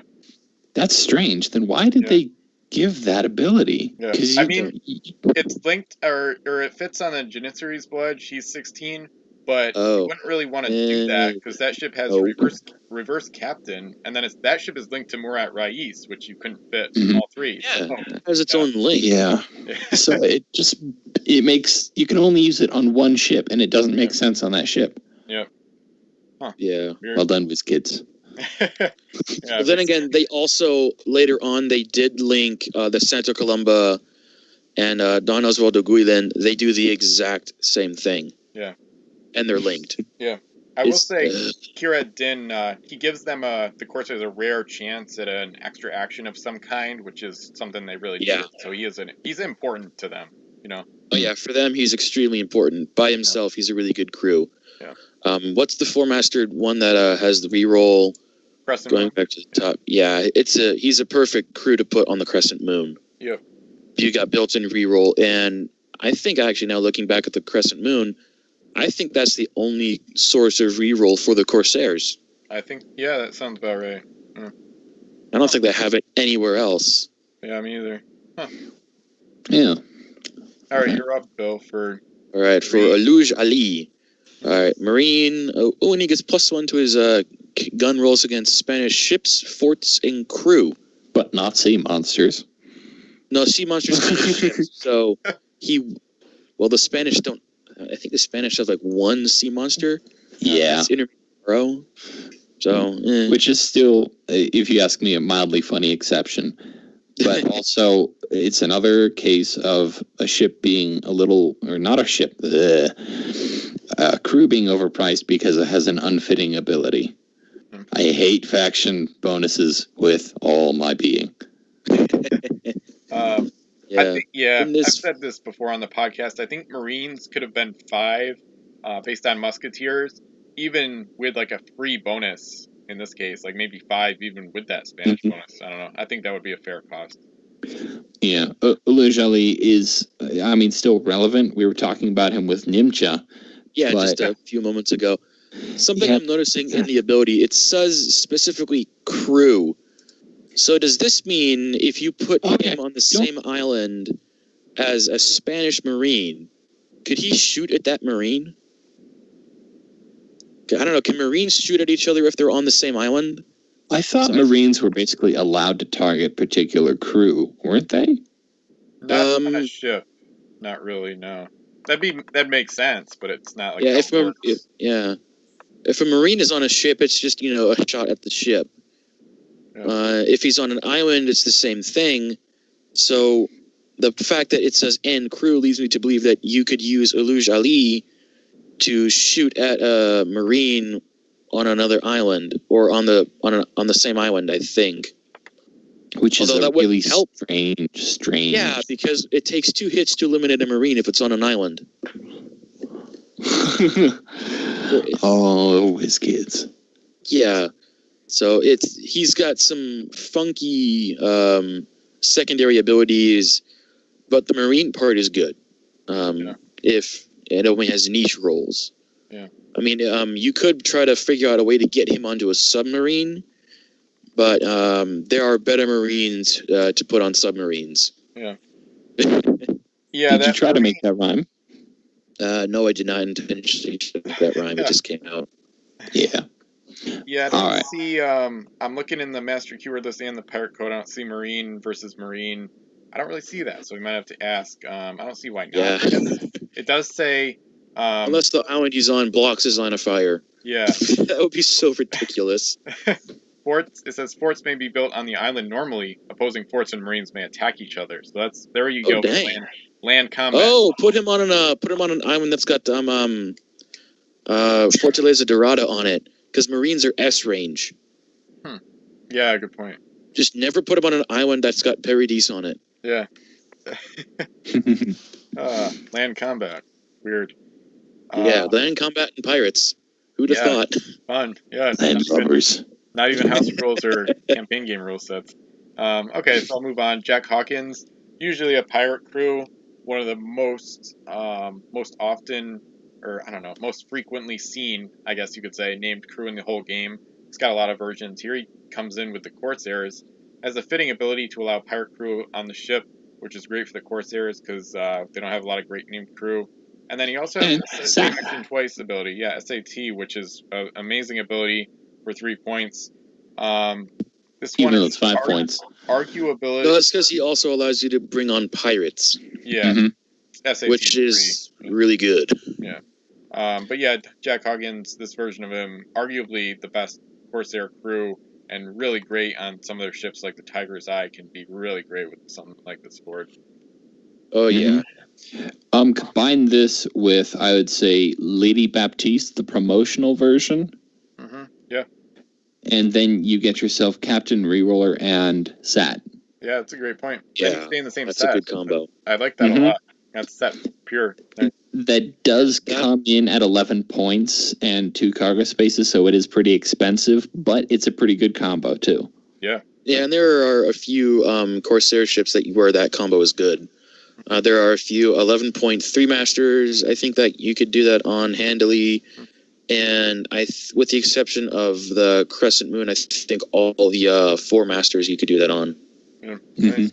Yeah, going back to what you said about most versions, without actually looking, I think there are 5 different versions of Jack Hawkins, and I think that takes a cake for more than everyone else, because everyone else has either like 4 or 3. Wait, let me check El Phantasma, because I'm pretty sure. Yeah, actually, I think El Phantasma ties him at 5. Yeah. Let me check this. That's funny, because I think they're the ones Spanish they're main. rivals, right? I think the Hawkins he and Blackheart. Okay. No, it's Jack Hawkins and Blackheart. El Phantasma eventually becomes cursed. Yeah, I remembered it. Yeah, good point. Thanks. So I think El Phantasma has it. Would you consider Spanish Main German separate from Spanish Main, considering some cards had different flavor text? Nope. Really, no. Okay, so Spanish Main, same ability. Crimson Coast, South China Seas, Davy Jones Curse, Ocean's Edge, and Rise of the Phoenix. Yeah, I think that's 7 appearances for El Phantasma. I count 6 because, in my opinion, the German. Wait, 6. It's the ability that's more or less the same. Yeah. So yeah, I forgot about his DJC version. Oops. And I like the curse too. Girl, you're in trouble now. Yeah, I am. It's just that he's so expensive, that version of him. Yeah. It's like World Hater and Reverse Captain. It's like, ugh. All right. Wait, whose turn was it to bring up Murat Rice? I think it's yours, because Ben just talked about Jack and we got off topic. Yeah. All right. Murat Rice, pretty self-explanatory. World Hater linked to probably their best overall gunship. Good crew, and one they desperately needed. Yep. Yeah. He's cheap enough to fit, I think, onto all of their ships. So if you wanted to make their cannons more accurate, you could put him on, but you would probably come down to, is it him or a captain? Because there are very few where you could get both. Yeah. I mean, if you wanted, you could put him on, what was that 2-masted ship that was super slow again? The Dervish? Yeah, put him on Dervish. He would take up the entire point cost of the ship. You never get the first shot. Well, if you're like trying to make a garbage fleet or like a garbage fleet, that would be a good place to put him. That's what my family's going to do at some point. But my play group, we're going to do a sort of build a garbage fleet and give it to the person next to you. I'm going to pick them Colonial Trader, and I'm going to pick them all sorts of other terrible ships. Yeah. Do the American crew have one of those a doctor? I think the Americans have a doctor crew. What's the whole places? Wait, no, they got it in Revolution. Never mind. Yeah, so use the Colonial Trader with that doctor and nothing else. Oh, I see. Okay. That's a terrible ship. I was confused at first. I was like, what? Or just fill every ship with shipwrights. No, because those are useful. You can repair masts. Yeah, but then you use a turn to do that, and you only get 1 mast out of it. Still, shipwrights are useful. The doctor ability, no. Entirely explorers then. No, because then you can explore the island in the same turn. You're faster. I know. I mean, like we had a fleet challenge about this. Yeah, we had a fleet challenge about this about a year ago. I think Volt hosted it, and I had 2 entries because my first entry was like, "No, that's too good." So like, okay, fine. I went back and redid it. Yeah, I think I was the one that talked about that because you got to use ships that are wicked, small, wicked expensive, and tiny cargo. Then if you want a garbage. Yeah, you fill up the cargo with crap, and then they can't do anything with the ship. It just gets rammed, and they lose. So, yeah. Yeah, for example, for the Corsairs here, what you would want to do, you would want the Majestic, and you'd want the next guy up. You'd want Dragot. Yes. He's 5 points. Good segue, by the way. All right, so... Dragot, maybe? Dragut. I don't know. He's got bad teeth. Look at the Corsair artwork. All of them that are like, smiling with their teeth open. It's like, oh, dude, please go to a dentist.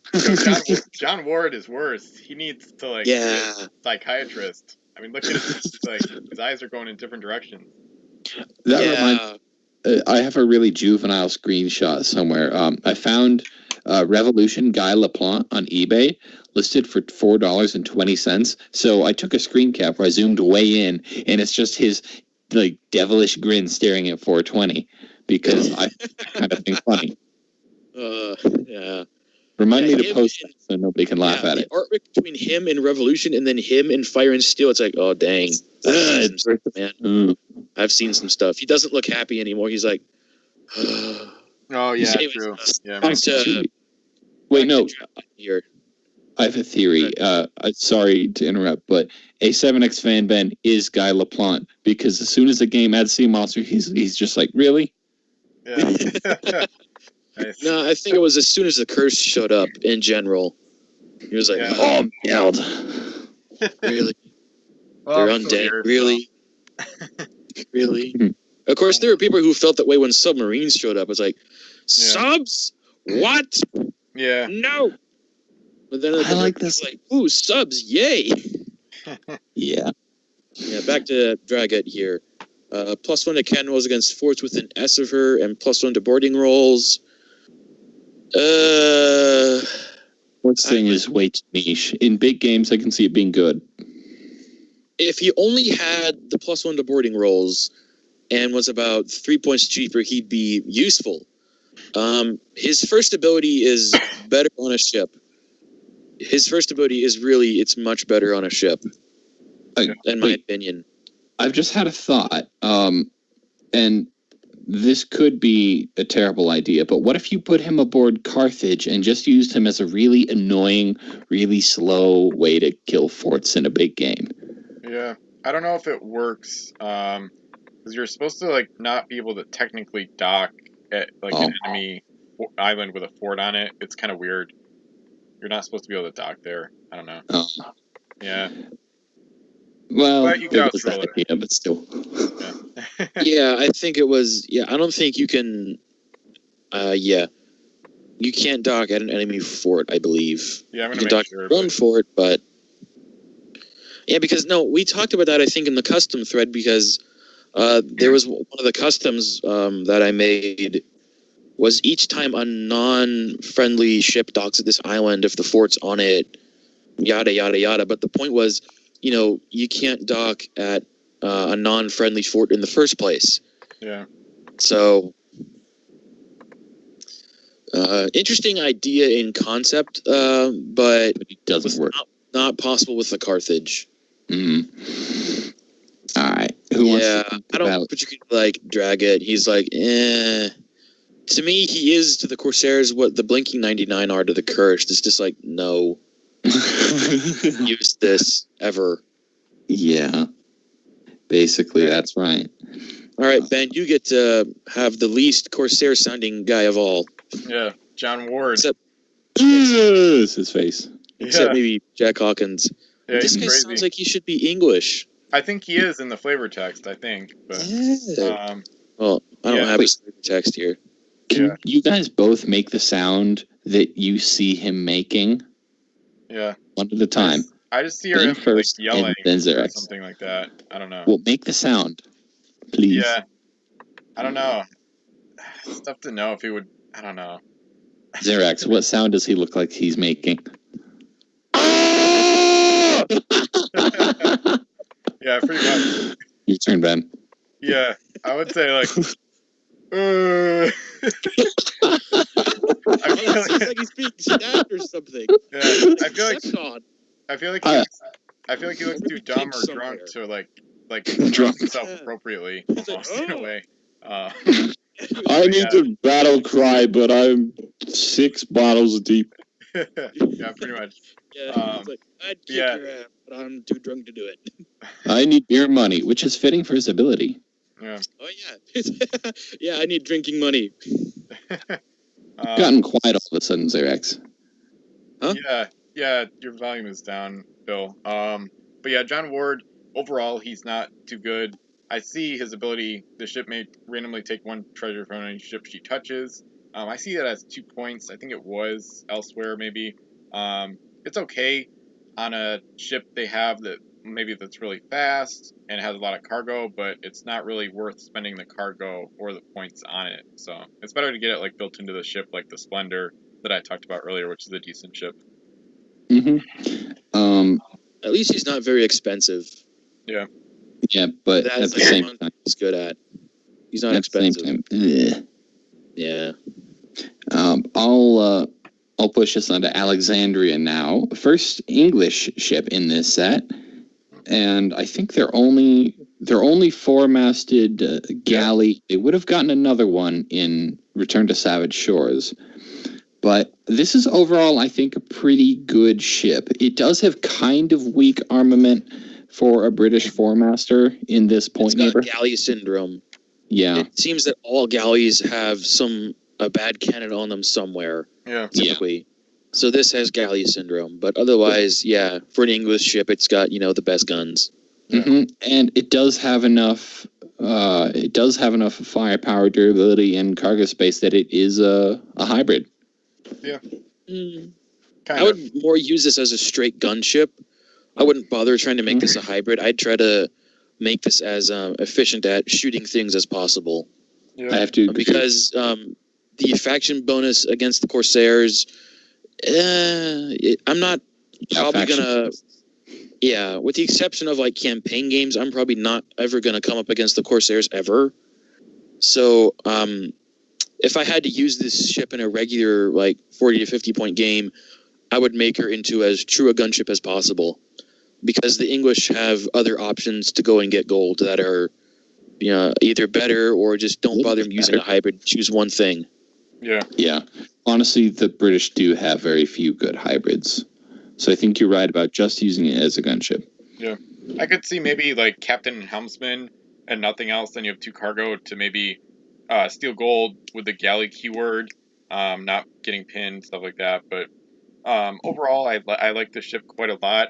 I have a soft spot for it because it's so beautiful. It's this pure white. It's their only, the English are my favorite faction, of course. It's their only 4-masted galley. And I would say 4-masted galleys are possibly, the prettiest ship type in the game, just about. And it is pretty good, too, as a ship overall. So I like it quite a lot. Yeah, they're either like the second or third most difficult ships to assemble. Behind the various types of junk. Yeah, junk. Behind the various types of junk ships. It's like, turtle ships are pretty tough, too. I think submarines are underrated for building. They're tough. Oh, yeah. You're right there. I've had a couple where they don't want to stick in their guard. Yeah. Yeah, in their little base, they just like to pop out. I've got a couple that are basically floating free from their own base, which is kind of funny, all things considered. Yeah. All right, moving on to the HMS Durham.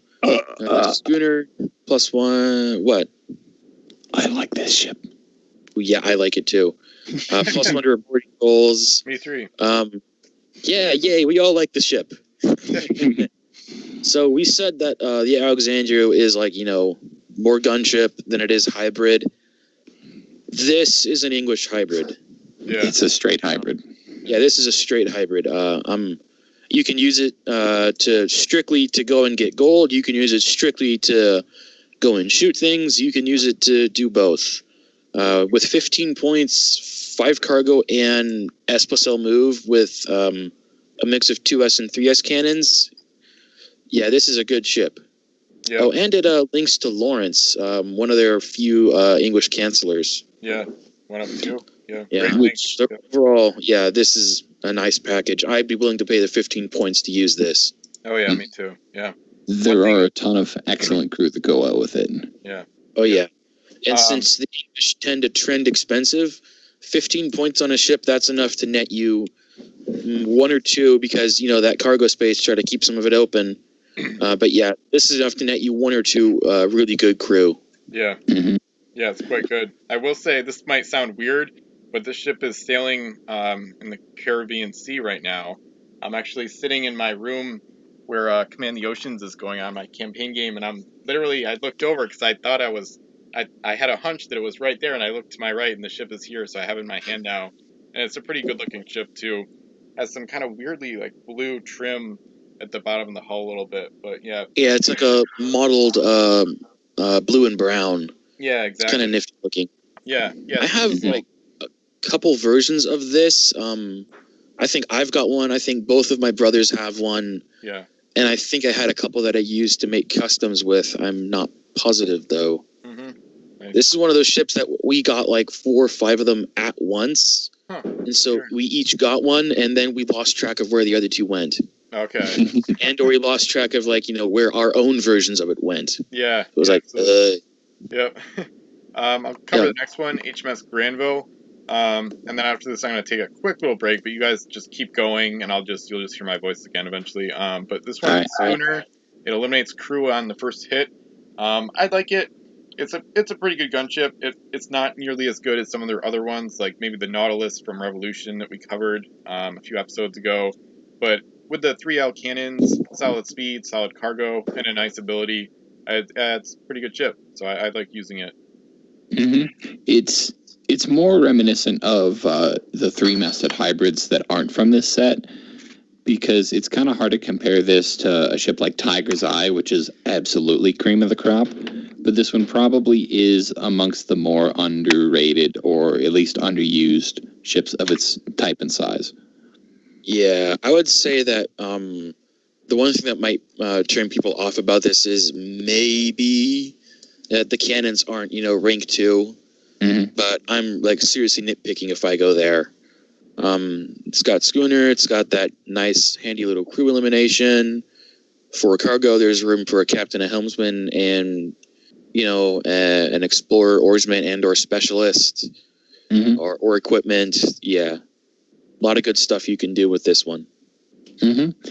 Yeah, I think we said about all there is to say about it, so I'm going to hop onto HMS West. Oh, actually, wait, before I hop onto Westminster, I think it has not been decided whether this ship is canonically the same as HMS Granville from Frozen North, which is an icebreaker.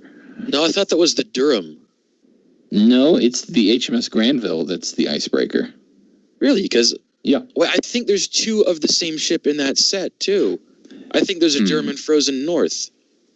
Interesting. We'll have to check that out. Yeah, actually, if you can Google that. I'm going to do a little research here. Yeah, Let's go take a little look. You look that up, and I'll start talking about the HMS Westminster, which is a not particularly good ship. It's not nearly as well armed as the Granville. It's more expensive, and it does have a pretty solid ability, but it doesn't balance out well. Have you found anything about the Granville or Durham? I'm in the process of doing that. Hang on. Alrighty. Yeah, there's an HMS Durham in Frozen North. It's switched to a 3-masted jib configuration ship and has the reroll ability. And yeah, there's an HMS Granville in Frozen North as well. Icebreaker.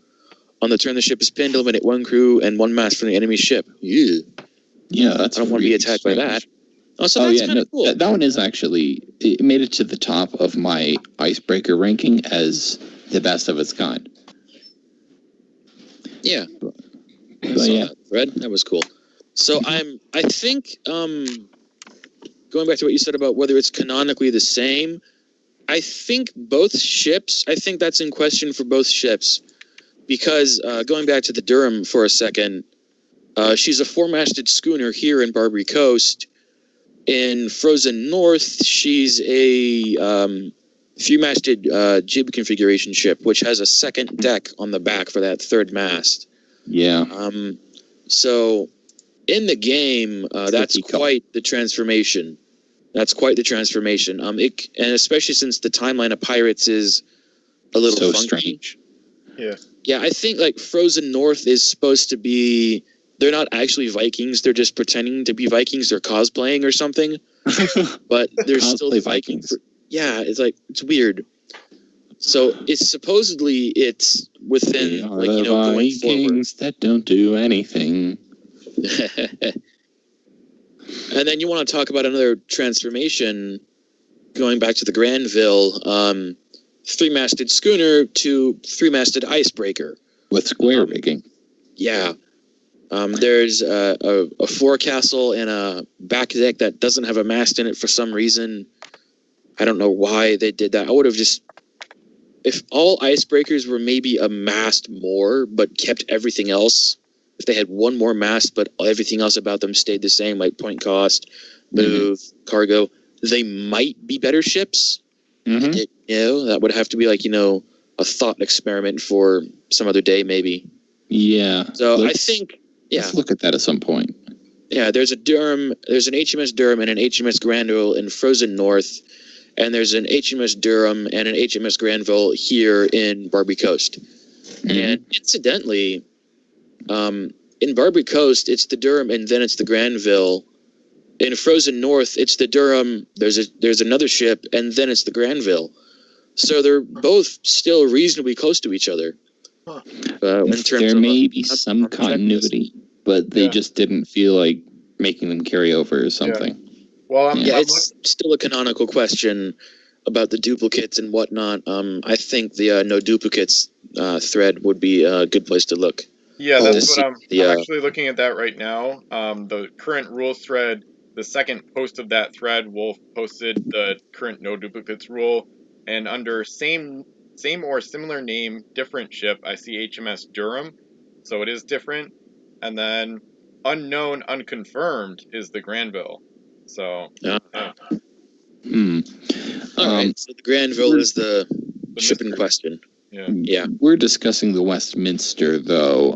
I've had time to say everything I wanted to say about it. Well, I'm going to go get some water real quick. Sounds good. Right. Yeah, the Westminster, she's had a fun journey in Command the Oceans, but overall the ship isn't great. The ability and the cargo is good, but the price doesn't justify the speed of the cannon. So it's all right, but really not that great. So, So moving on to the Antelope, the HMS Antelope. Is that one for me, or is that one? All right, I'll just go. All right, HMS Antelope. No ability, 5 points, 2 cargo, esposal movement, and a pair of 4L cannons. 2-masted ship. Yeah. It's a budget gold runner. Well, actually, no. 2 cargo space. Okay, if you don't have HMS Patagonia, this is where Micron and Robinson go. Yeah. But if you have Micron and Robinson, you probably should have HMS Patagonia. Well, Patagonia, okay, is the Patagonia from a regular release of South China Seas, or is she one of the limited editions? She's one of the LEs, which means, if anything... All right, so there's a lot of her out there. Okay, so... Yeah. 5 points. So, flotilla tug, esposel, base move, use it to tow a flotilla. There are still better flotilla tugs out there. Yeah. All right, fair enough. Yeah. The only good thing about her, then, I guess, is that she's 5 points. Yeah. So you could use one of the +5 crew to bring her in. You could include her as a cheap meat shield or something. Or, that's about it, actually. Yeah. Yeah, like an empty gold runner is usually what I would say for her. Yeah. Okay. Next one, HMS Lord Kenyon.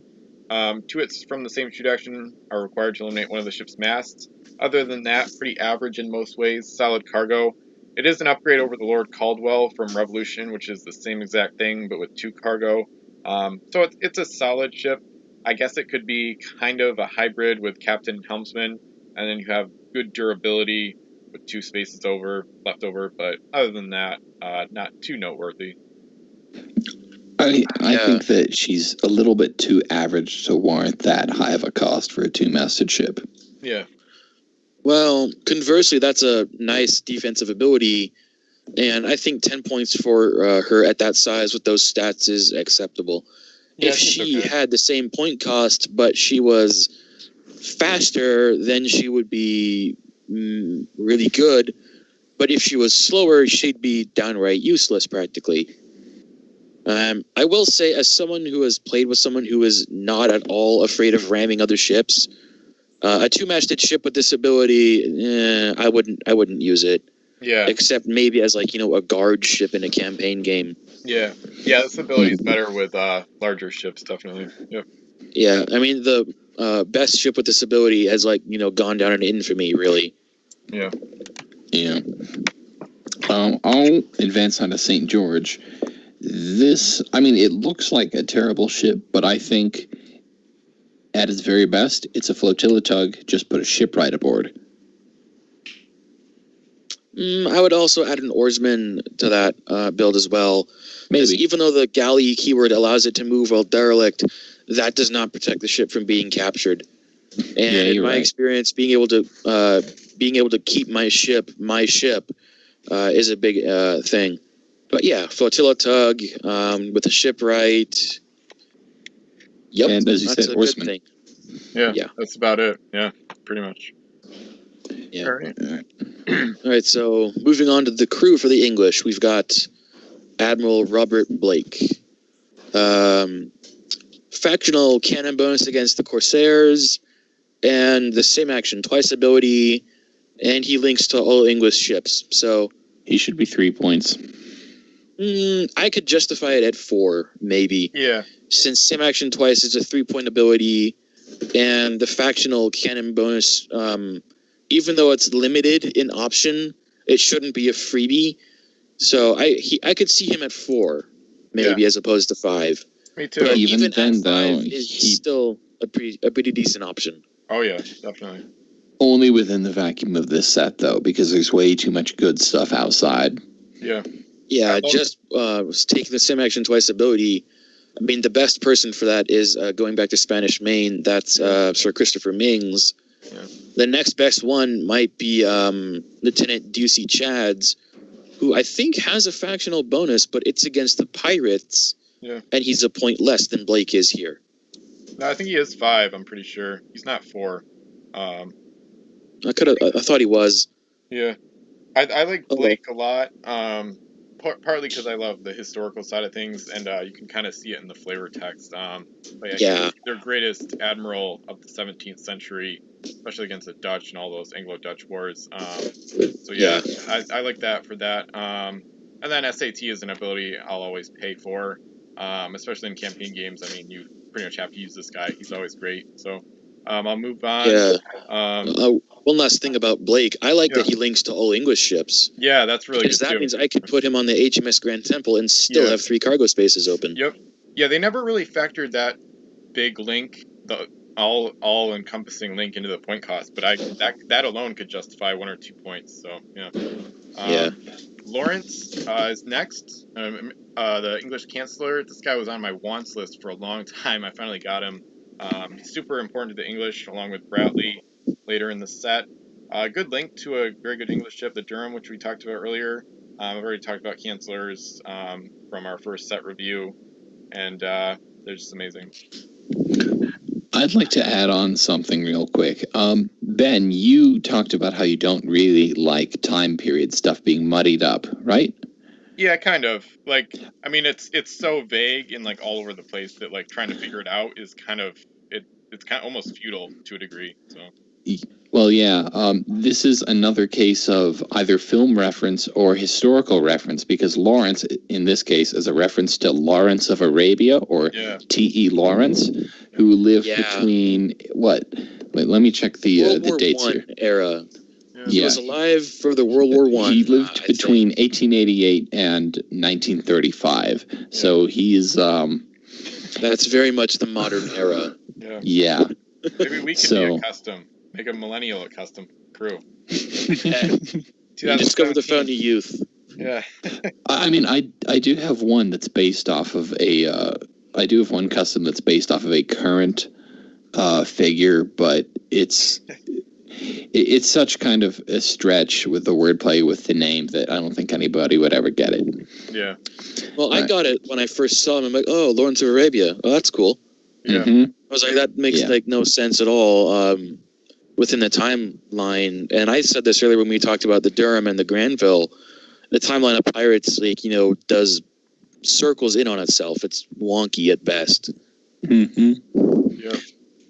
I'll push on to Roderick the Pure. He's interesting, but he's an overpriced boarding roll booster. Although he does have a couple interesting links. That's why he's interesting. The +1 to boarding rolls at 4 points, bleh. But the people he links to are from other nations, right? Yeah. And this is like I think the only instance of links existing across factional lines. Yeah. Because these guys are supposed to be like, I think all three of the guys, him, Benoit de Marseille, and Don Rafael de Teresia, are all supposed to be like Knights of Malta or something. Yeah. That's right. Yeah. That's right there in his flavor text. Yeah. Fighting alongside the Knights of Malta, he came to see them as the true protectors of the kingdoms of Europe. So he left the Royal Navy to become a warrior in the fight against the Barbary Corsair scourge. Yeah. I remember, I think there was a post, maybe in the rules thread or something. I think it was within the past year or maybe 2 years. Wolf posted about how it's almost impossible to use this link. I think there was like a couple ships you can use it on, but it's so impractical that it's just there's no reason to do it other than to say you did it the one time. Yeah. Like if one of those ships that has crew of any nationality may use your abilities on this ship built into it. Coming to the top of my head, there's the Black Swan from Revolution. But the point limit would force you to use Jonah if you wanted to have better crew options on board too. Yeah, well, luckily the Black Swan is pirate, so there's and has a lot of space. Yeah. The other option that comes immediately to my mind from the Disney set is the Grand Barnacle, which has the same ability. It's virtually the same ship, but the cannons are worse. And the literally does almost the exact same thing. Oh, yeah, and I think the Barnacle has more cargo at 5. But otherwise, yeah. I thought Black Swan had 5 too. I think the Black Swan has 4. Yeah. Oh, okay.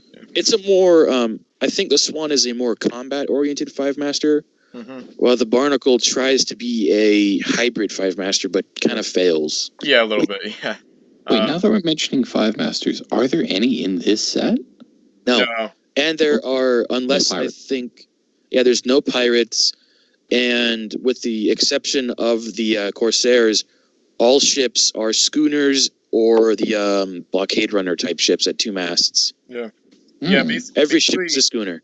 The 4-masted galleys and 4-masted schooners were pretty much the capital ships of this set, so there's no like standout 5s to have like good gunships, but yeah, Roderick the Pure, a rare example, one of my least favorite English crew. I dislike him strongly, because overrated ability, and it should be 2 points. I mean, Lynch's Noose is 2 points, so no reason to use him at all, really. Anyway. Who's on deck? I did Lawrence. I did Lawrence. Yeah, Ben talked about Lawrence. Yeah. We all kind of chimed in on Roderick. Yeah. Would you like to talk about Owen? Yeah, sure. Commodore Rise Griffin Owen. Rees, maybe? Rise. No, it's because he has a version from Crimson Coast. Riz?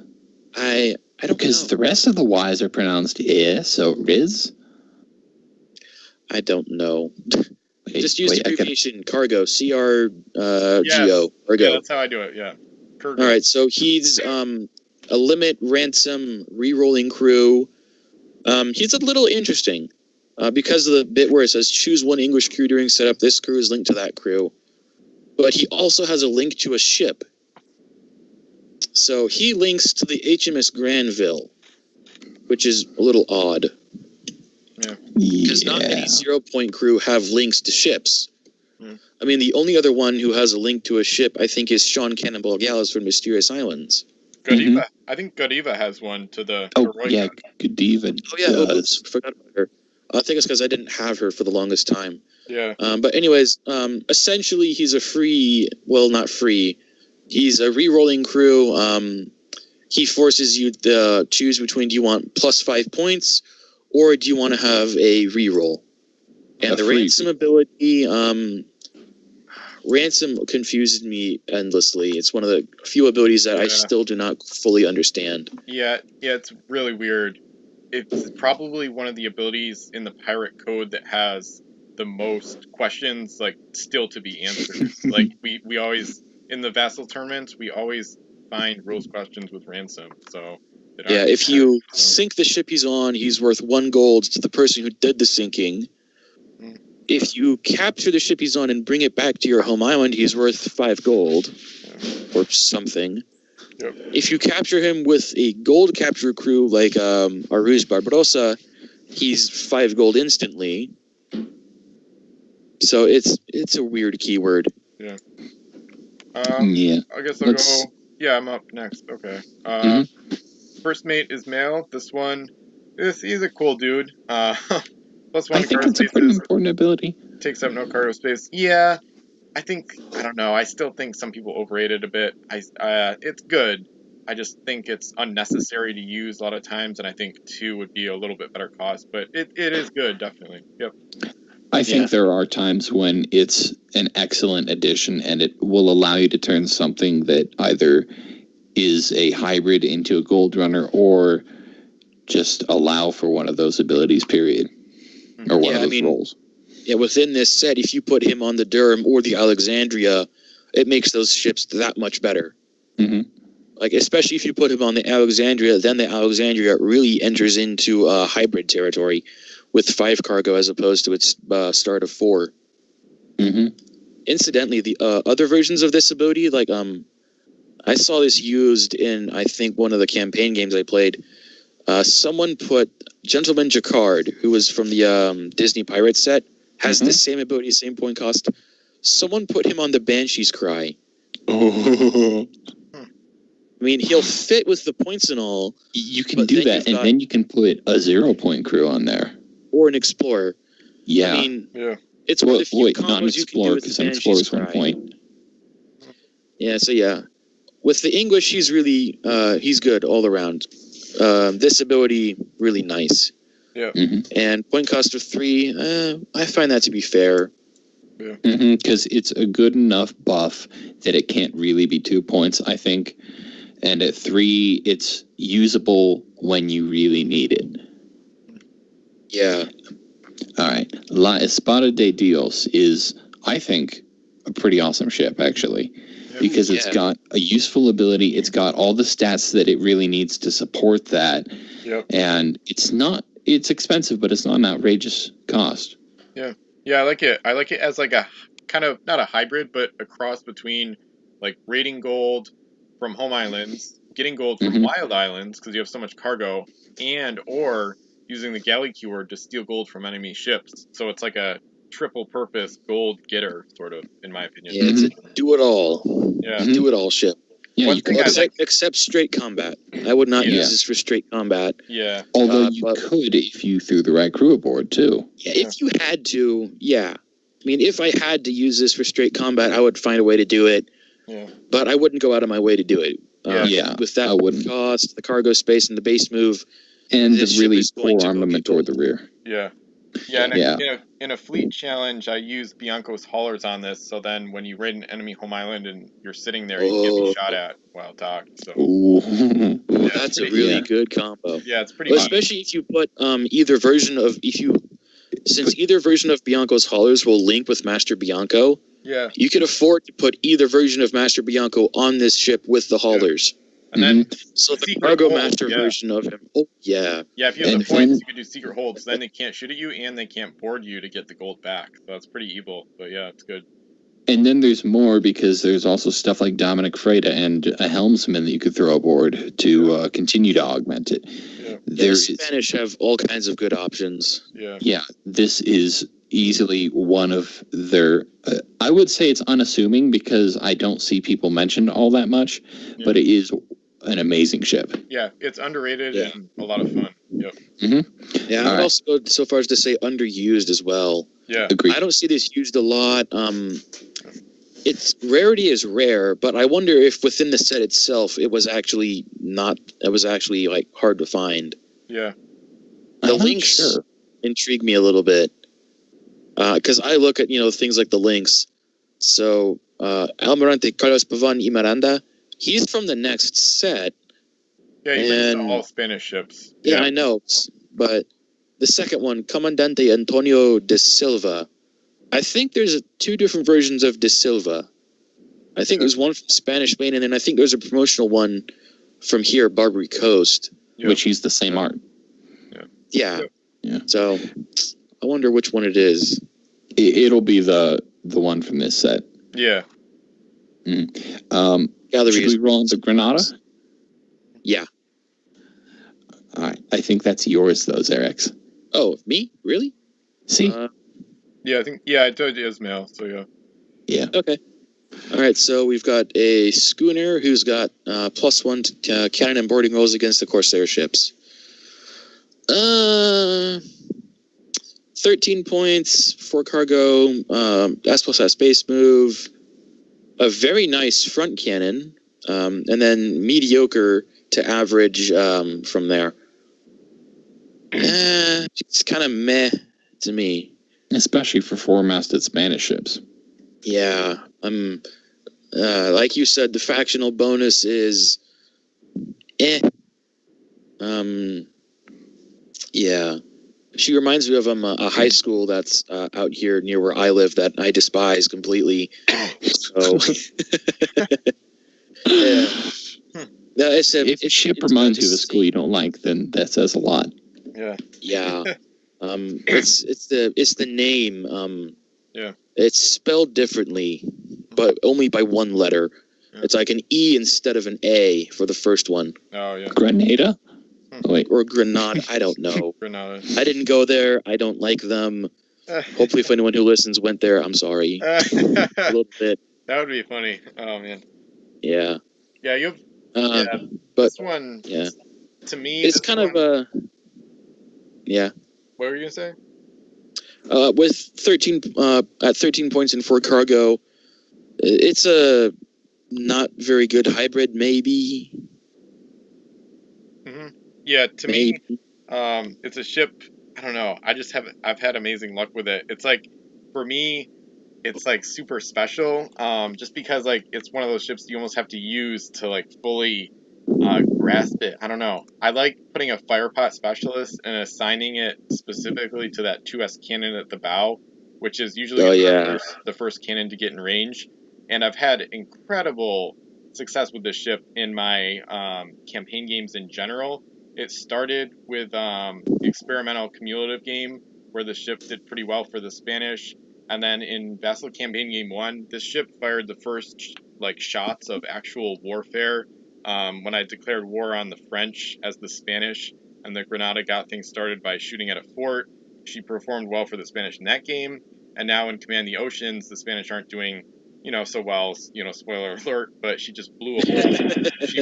She blew a hole in the wall of the castle, and now she's like setting American ships on fire with her firepot specialist. So it's not an exceptional ship, but if you use it, it can be a lot of fun, and I've just had amazing luck with it. So to me, it's pretty special, and it's underrated, I guess, as a result.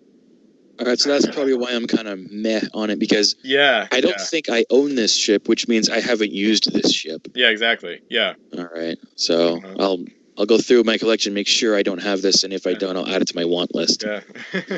Own all the Spanish ships. The next one, Pamplona. It's a 3-masted schooner.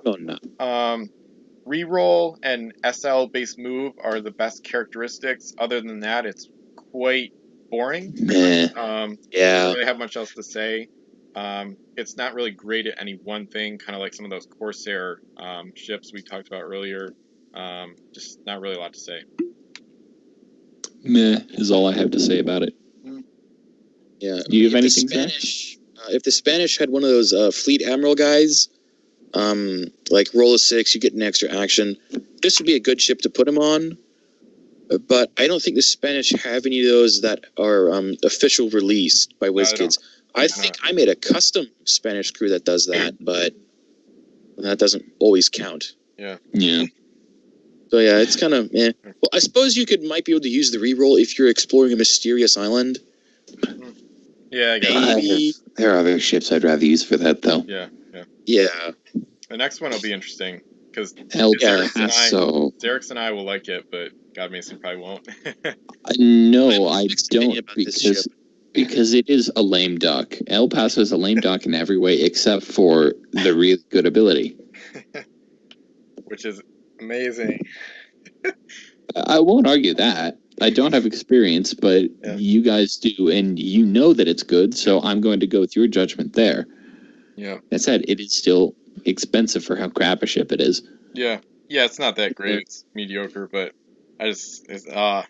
every source of, like, you have to understand, like, Xerecs and I we're hardcore campaign game players. Like, we do it, like, every year, and, like, we have monstrous games. So, like, basically any source of the canceller ability is, like, pure gold to us. So it's, like, massively important. In a campaign game, it's the most sought-after resource you can get, or you want, after the extra action stuff.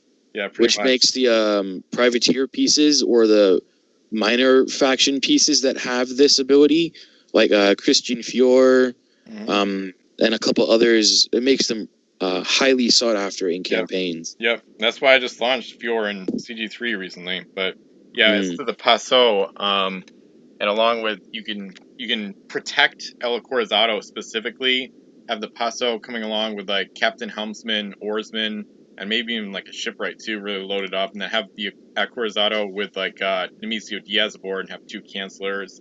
So then they have, like, immense defenses to get through. Oh, it's so fun. It's like a super squadron. I coined the term in CG1. Yeah.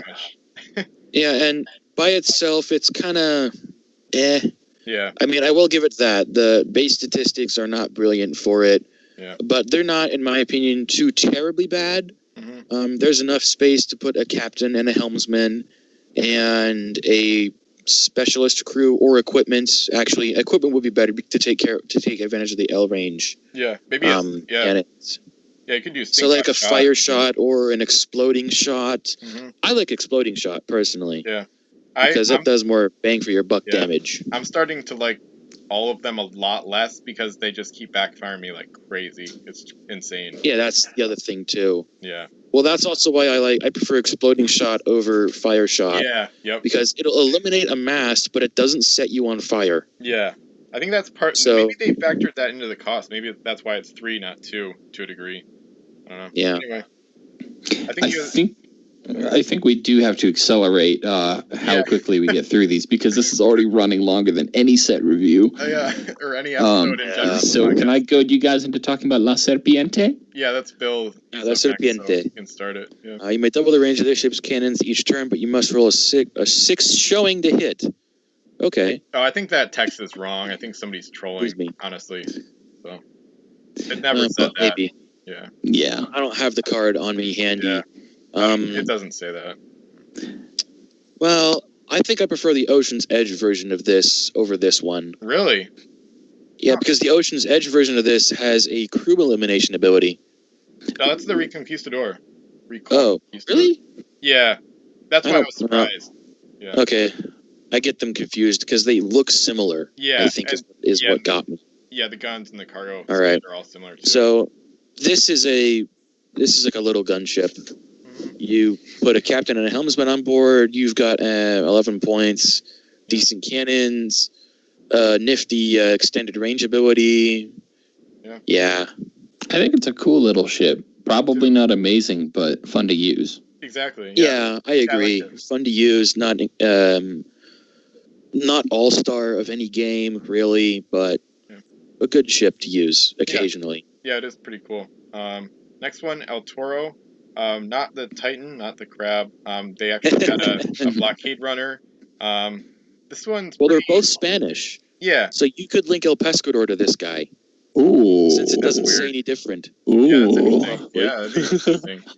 Well, I'm reaching there on that. Yeah. I'm reaching on that one. Yeah. I think it's still funny enough that Yeah, make a whole lot more sense. That's one of my favorite things about the podcast, is finding like new and niche uses for ships that you wouldn't think of. But other than that, this ability is just far better on a ship with at least 4 masts. The guns are good, but the ability makes it so pricey that it's very impractical to use. Yeah, I would say that ability on a ship that small is a good way to counter ramming. Right? Because, 2 masts, you could take it out by ramming, But the big deal about ramming is you eliminate a mast, which eliminates a cannon, and here the cannons aren't eliminated. Yeah, yep. If the ship is derelict, well, actually, no. If she has at least one mast and or an oarsman on her, she's still shooting very accurate cannons at you. Yeah. I think with these ships, what I've noticed is with the updated oarsman keyword that makes it not derelict, any ship with this ability basically needs an oarsman. Like, it shouldn't even be a question. You know what I mean? Yeah. Pretty much. Yeah, and the most famous ship with this ability is the Dreadnought. Yeah. Which you could debate whether if it's the best ship with that ability or not. Well, that's for another time. I'd argue that as a whole, it's a case of expensive ship with a not particularly fitting ability. Looking into the whole oarsman thing aside. So I don't see it as one I'd personally use. Yeah, I like the ability. I really do. But yeah, I don't know if I'd use this. Maybe if the base move was S+S as opposed to L. Maybe if she was faster to begin with, I would consider paying the 12 points to use her. Yeah. But as it is, I would probably I would use this in a campaign. Really. Yeah. That's like the one place I think I'd use this, a campaign. Yeah. Alonso de Orozco is another one of those one-masted ships that's like, oh, let's put a good ability on it and forget the fact that all one-masted ships are basically suicide to use in any combat situation. Yeah. This one's terrible, honestly. It really is. I have a soft spot for this one a little bit. Oh, really? If only because I got like 3 or 4 of this in a trade with someone here on trading. Yeah, I think it was because I traded or I bought some ships off them and they tossed in some extras. Oh. So me and my brother each have one of these. Oh, nice. And we know that it's not a particularly good ship, but every time we say the name, we say it super excitedly. So it's never just Alonso de Orozco. It's Alonso de Orozco. Nice. We say that to each other all the time. It's like a running gag we do. Yeah, nice. I suppose if you wanted to, it's got that reverse captain, smoke pot specialists, but been there, done that. Yeah, exactly. And one-masted ship, it's kind of eh. Yep. Especially a one-masted ship that's got a reasonably accurate cannon. Yeah. Yeah. Although with that whole thing, I'd want to compare how Alonso de Orozco does versus Nimcha. Yeah. Well, I think this one has a better standing cannon. And it's got the same cargo. It's a little slower, I think. Yeah, it is. It's slower. Yep. However, the big difference is faction. There are so many more good Spanish crew than there are Corsair crew. This ship would win hands down every time. Yeah. Tariq the Black, anyone? I don't like this guy. Yeah. Overpriced captain. Yeah, I thought he was good. I thought he was good at first, but then you realize that he's pretty unnecessary. One thing you could do, I just thought of something. The Spanish don't have an admiral crew. Roll a 6, any action. Oh yeah, okay. So Kira that's still a pretty expensive way to get that ability. Absolutely. Wait, hold on a sec. How expensive is the Pamplona? Oh, the Pamplona is a perfect place for him. 11. You put him on the Pamplona, and then you could put on Kira Din. Yep. 6 and 5. It's 11 points. It's perfect. Nice. Oh, that's like the only good reason to use it. Maybe. That is the only reason to use Pamplona. Yeah. Well, I think perfect combo. Nice. Although I'm not sure, do the Spanish have other ships that have the reroll ability built into them? Yeah, I'm sure there's a few, but I don't know how many. So it's just case in point of what's fresh on the mind. Yeah, exactly. But yeah, I mean, his name is cool, Tariq. Yeah. But everything else about him is kind of eh. Yeah. The next crew, Dominic Frida. This is definitely the Barbary most Coast underrated and underused version of him. Because everyone uses the Rise of the Fiends versions. Yeah, there's 2 Rise of the Fiends versions that are great for cargo ships or gold runners. This one is similar to Admiral Robert Blake, basically the Spanish version of him, but any source of the SAT ability is good. I mean, the ability realistically is worth 5 or 6 points in terms of how good it is in gameplay. So this one is underrated and so forgotten about, really. Yeah, I actually just recently discovered him because I was, playing a campaign, and I was like looking for, I need some Spanish crew who do this. let's go search. And I found him like, oh, that's cool. I didn't know that. Yep. I'm not sure if I have him in my collection or not. Yeah, I think I do. It took me forever to get him. I think I have him. I'm pretty sure. Yeah, I'm pretty sure I have him now too. Yeah. And it's another case where it's like he's the same guy in Rise of the Fiends, but his name is spelled differently. Yeah, there's no K. Yeah. Yeah, it's Dominique as opposed to Dominique. Yeah. Mm-hmm. Yeah. So Don Rafael y de Teresa is a doctor crew, and I demand that we move on because there's nothing to say. Yeah. Yep. Yeah, we already covered them. And nothing to say about them. They're bad. Use them for Admiral Alarico Castro. Nice. Alarico Castro. See? Yeah, okay. Yeah. Is that me or is that let's say it's you. Yeah. All right, cool. All right. He's a slight upgrade over his and I say slight, and I mean it. It's a slight upgrade over his Spanish main version.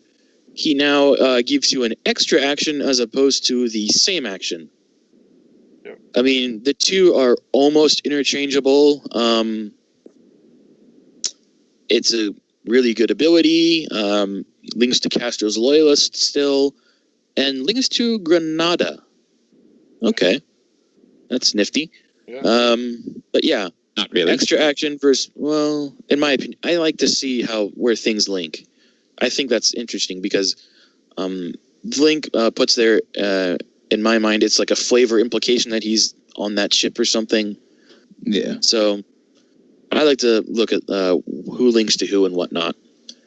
But yeah, 5 points, extra action. Who was the guy who did this for the English and Spanish main? It's a reskin of him.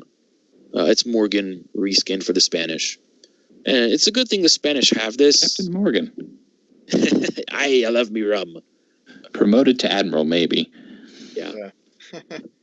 The link to the Granada is decent because it make that ship a potential hybrid. Because you could do Captain Helmsman, Castro, and then the next crew, Vaquero, or however you pronounce it. And then that would that'd be 23 points. You'd still have 2 cargo spaces for, you'd have SSS potentially doubled with EA with reroll, so not a bad one. Yeah. Yeah, I'll take. Yeah, the next one is basically just like Owen or CRGO Cargo, the Spanish version of it. So Marcus Vaquero. Yeah, most of the factions got their 0 LR reroller in this set, so that's nice. Yeah. Mm-hmm. Because of that, would you like to lead off on Saint Denis? Yeah, I can do that one. This one is the only French 4-masted galley, kind of contemporary to the Alexandria. S-boarding, all L-range cannons, nice. I mean, it's a good ship, good speed. It's good in most categories. Well, I shouldn't say that, but I mean, the cargo's average and the guns aren't that great. But I kind of have a soft spot for pretty much all 4-masted galleys, especially the unique ones. By that I mean the ones where the faction only got one of them. Like in this case, it's a solid boarding ship. It's maybe a slightly underrated hybrid. I don't know. It's fun to use, but it's not great. But it's very beautiful as well. Mm-hmm. Yeah, nice, clean looking ship, but not particularly exceptional, especially when compared to some of her classmates. Yep. Yeah. Even the next ship. L'Ange de la Mer is actually a pretty typical gunship. Has a pretty useful ability, but it's just it's almost a hybrid. Yeah. Yeah, it's like the schooner version of Possession, whatever. Yeah. Yeah, or within this own set, it's a cheaper version of the Intrepid. Yeah, a little bit. Yep. Xerecs, do you want to do the next one? Le Loup-Garou? Hilarious. I'm not. Wait a minute. Yeah, I don't know how to pronounce French all that well, so I gloss over that P on the end there, so I say Le Loup-Garou. Huh. Interesting ship, in my opinion. Very Ghost ship. Yeah, Ghost ship makes it really expensive. I don't know why Ghost ship is so expensive, but it's interesting in that it's one of the few ghost ships in the game. It's not a very common ability ghost ship. Yep. And it's one of the few instances where ghost ship is not on a pirate ship or a cursed ship. Yep. So it's so bizarre, like 17 points for a 3-master. The cannons are weird, kind of like a galley, but it's a schooner, and then it has ghost ship, but it's French, so it's just bizarre. It's really not good at all. You can make a case it's sort of one of the worst French ships, or one of the worst ships. Period. Yeah, kind of. Yeah. I wouldn't go that far to say it's the worst ship. Period. Yeah. I like looking at the link. Jordan Dumas is a re-rolling captain. So, and the ghost ship keyword, if you're ghostly, you won't be rammed. Well, you can't be rammed. And you can use it to get away from people by just sailing through them. Yeah. So there are advantages to ghost ship, but yeah, this is an expensive ship with average cargo and not very good cannons. Yeah, I think I would say that the base speed makes this a decent-ish ghost ship. Yeah, many ships have ghost ship and have L or S. Yeah, I do have a question about this ship's role, though. What is it? So, if a ghostly ship is, say, towing a flotilla, you know how you can sail, I think, through islands, over terrain, through other ships. How does the flotilla interact with those? They wouldn't I don't be able to think ghost ships can tow. Well, they're ghostly. Oh yeah, maybe not. Yeah, I think that it said it in the keyword. Yeah. There goes that idea out the window. Yeah. Otherwise, that's a nifty idea. Espacel used it to tow around a flotilla. It's fast. It's an expensive tug. And not actually all that fast for a tug. It's True. weird. Okay, this is weird. It says a ghostly ship cannot end a move action with any part physically overlapping an island or another ship. So maybe if you were ghostly, or no, you weren't ghostly, you go up, you start turning a flotilla, and then it doesn't say anything. It just says cannot be rammed, pin, board, cannot dock. It doesn't say it can't tow. I'll look in the pirate code soon. But all right, so maybe still that would be a question to pose to Wolf. Yeah, about exactly. Does the flotilla become ghostly too? I think you could tow the flotilla when you're not ghostly, and then become ghostly. But then, I mean, the flotilla still would not be able to go through the island because it would need its own source of a keyword. But yeah, or the other ship. Yeah. If you were ghostly, you could sail through a ship, but bump the flotilla up behind it. That's as a wrecking ball kind of. It's God, that's awesome. Bye-bye. Yes. Wait, that's awesome. If I could, I would sing that in French, and it would be funny. Yes. That's a great idea. Yeah, it's like a slingshot or some kind of. Oh, that's great. Wrecking ball flotilla. Make a new. Or just or since now that we've discovered that apparently for now you can tow a ship while ghostly, use a derelict. Wait a minute. Wait, what if you got one of those? Okay, how would this work? What if you got one of those ships that has the thing where it kills a crew and knocks down a mast when it's when it's towed? Yeah. What if you use the ghostly Lilu Guru to pull a derelict one of those into another ship? Yeah, that would be interesting. That might work. I think it's another one of those stupid, funny things that's never going to happen. Yeah. That's a really good rules question, though, because I don't know if what is getting towed stops the towing ship's move action, because then you can't overlap when you're ghostly. So I'm not sure if you continue with the rest of your segments. That's a super good rules question. Oh, that's awesome. And since you're referring to those ships that have the ability of the glorious treasure. Yeah. Since I think those ships say when this ship is, it's either when it's pinned or when it does ramming. So since you're towing it, it's technically not moving on its own. Yeah. Good point. Although I don't know, you could house rule it. Yeah. Another one so fun to do. The one I thought God Mason was gonna say is a ship with a crew massacre ability, like the Jikininki, like something like that. It's a terrible ship, but all it requires is boarding, and boarding doesn't even require ram as long as you're hitting the other ship. then you can board. So you could do like a suicide like attack, so you could ghostly and drag that into something. So interesting. Yeah, and the Jikaninki is actually derelict in Command the Oceans right now, so maybe I'll try to get a ghost ship over there and try to do it.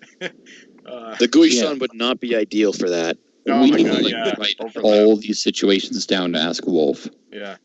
Because we're doing that thing where we're accidentally finding some really interesting uses for a ship previously thought to be one of the worst. Yep. I never thought this ship was bad. I just thought it was maybe expensive. Yeah. That's because you were wrong. Yeah, it's pretty bad.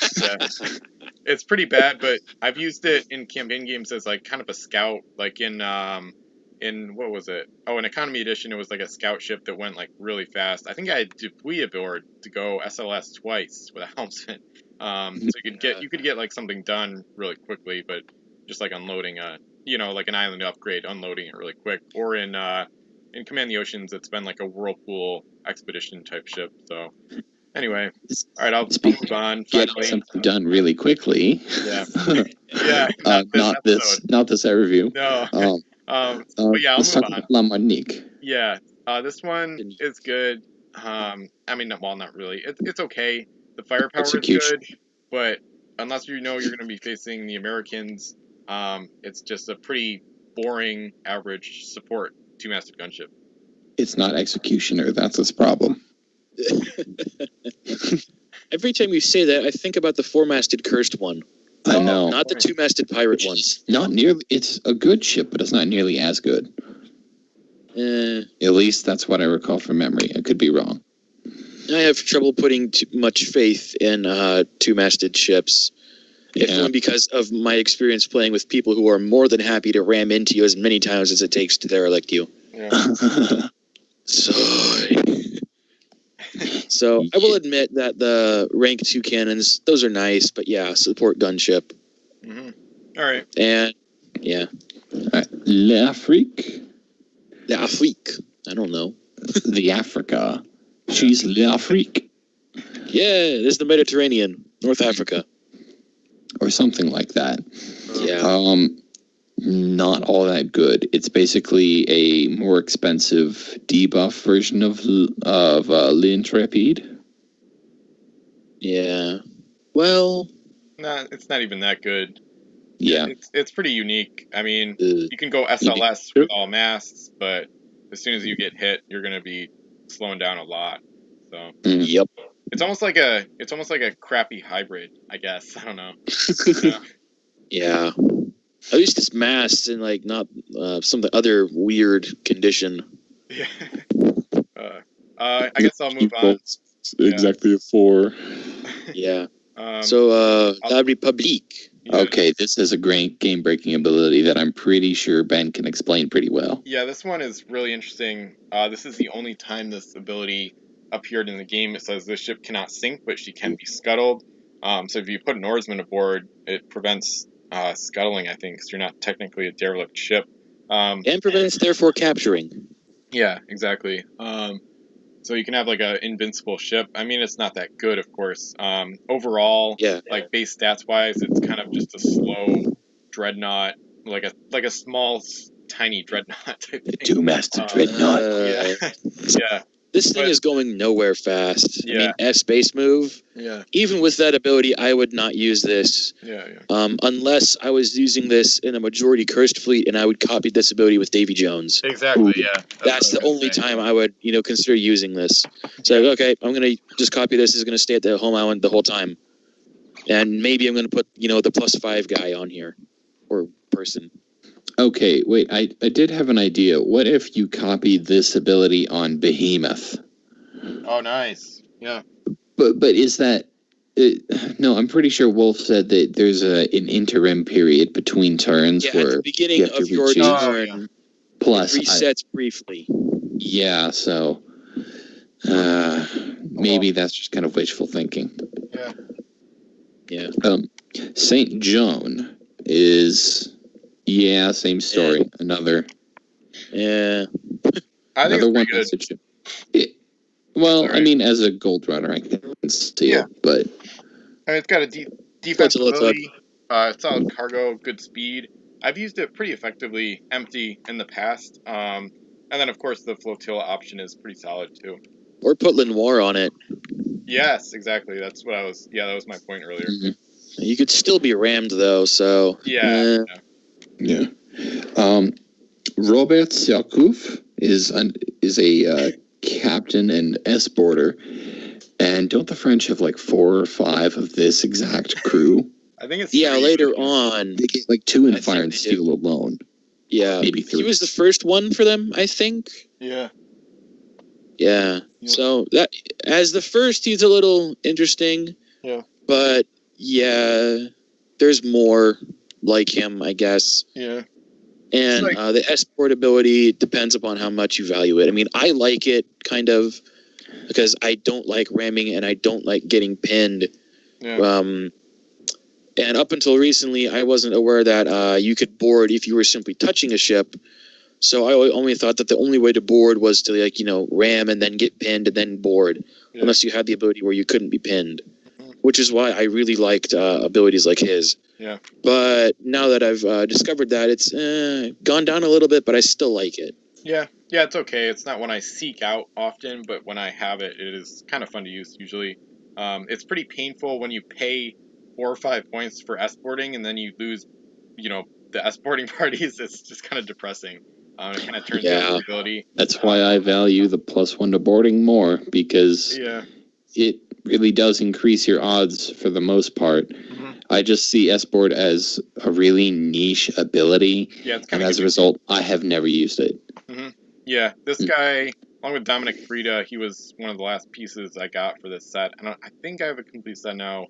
He might have been the last one I completed it with, and I'll segue into Jordan Dumas, who was one of my first named crew I ever got.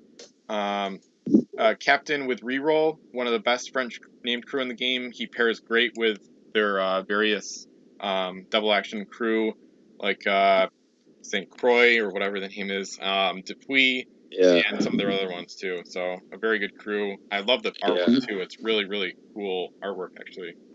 Yeah, and his Ocean's Edge version keeps a little bit of it the same. He still looks a bit dashing, but he looks more angry in Ocean's Edge. Yeah, definitely. Yep.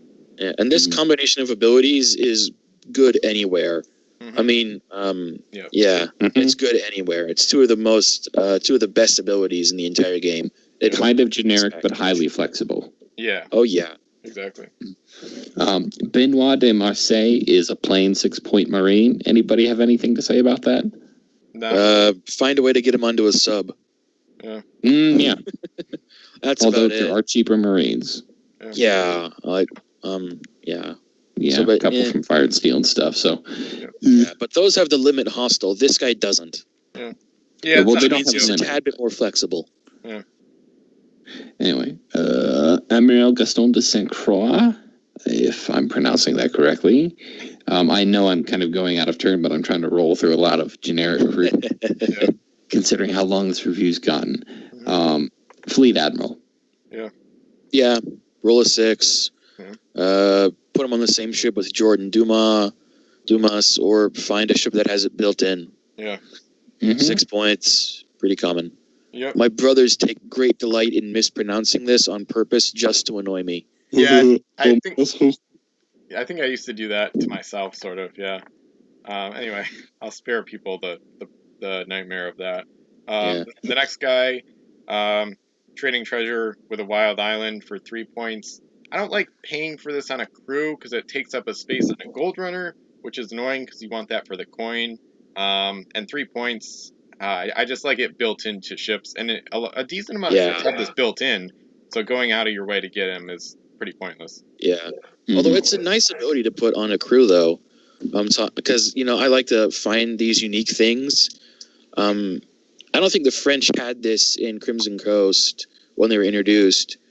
But this is probably like one of the few crew who only has this ability and only he has it. I think Khalid Yusuf here. It might be. I'm going to go check my own thread on that real quick, because I think this might be... let me check. He joins the company of Joaquin Vega and Carbon Charlie. Right, yeah. Being crew that have ship abilities that only appeared once. Yeah. on crew. Oh, and I don't have that listed. Like there Charlie, might be. Let's see. Joaquin Vega is 5 points, right? 4. Oh, 4. It was close, sort of. All right. So, yeah. I don't see him on the list, so there may be others with this ability. Yeah, maybe. Well, maybe, but I'm now looking at him like, for the first time almost. Because I don't know if I have him. Yeah. But that's a handy ability. Yeah, but I don't know if I'd want to put it on a crew. I'd like to have it built in. I mean, Neptune's Horde. Yeah, exactly. Yeah. All right, I'll start the Americans. The president. Americans. Oh yeah, schooner. They got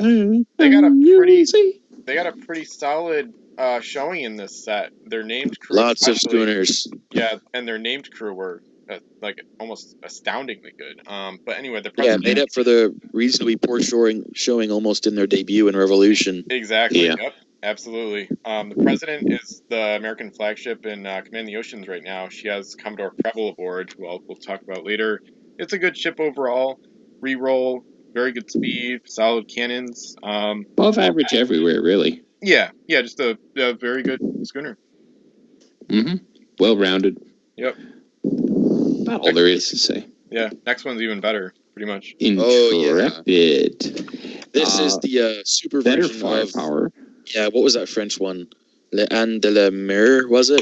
L'Ange de la Mer? Yeah. Yeah, that's the super version of that ship. Yeah, this ship, when you just put a captain aboard, you get absolutely top-tier firepower. 2 1L and 2 2L guns.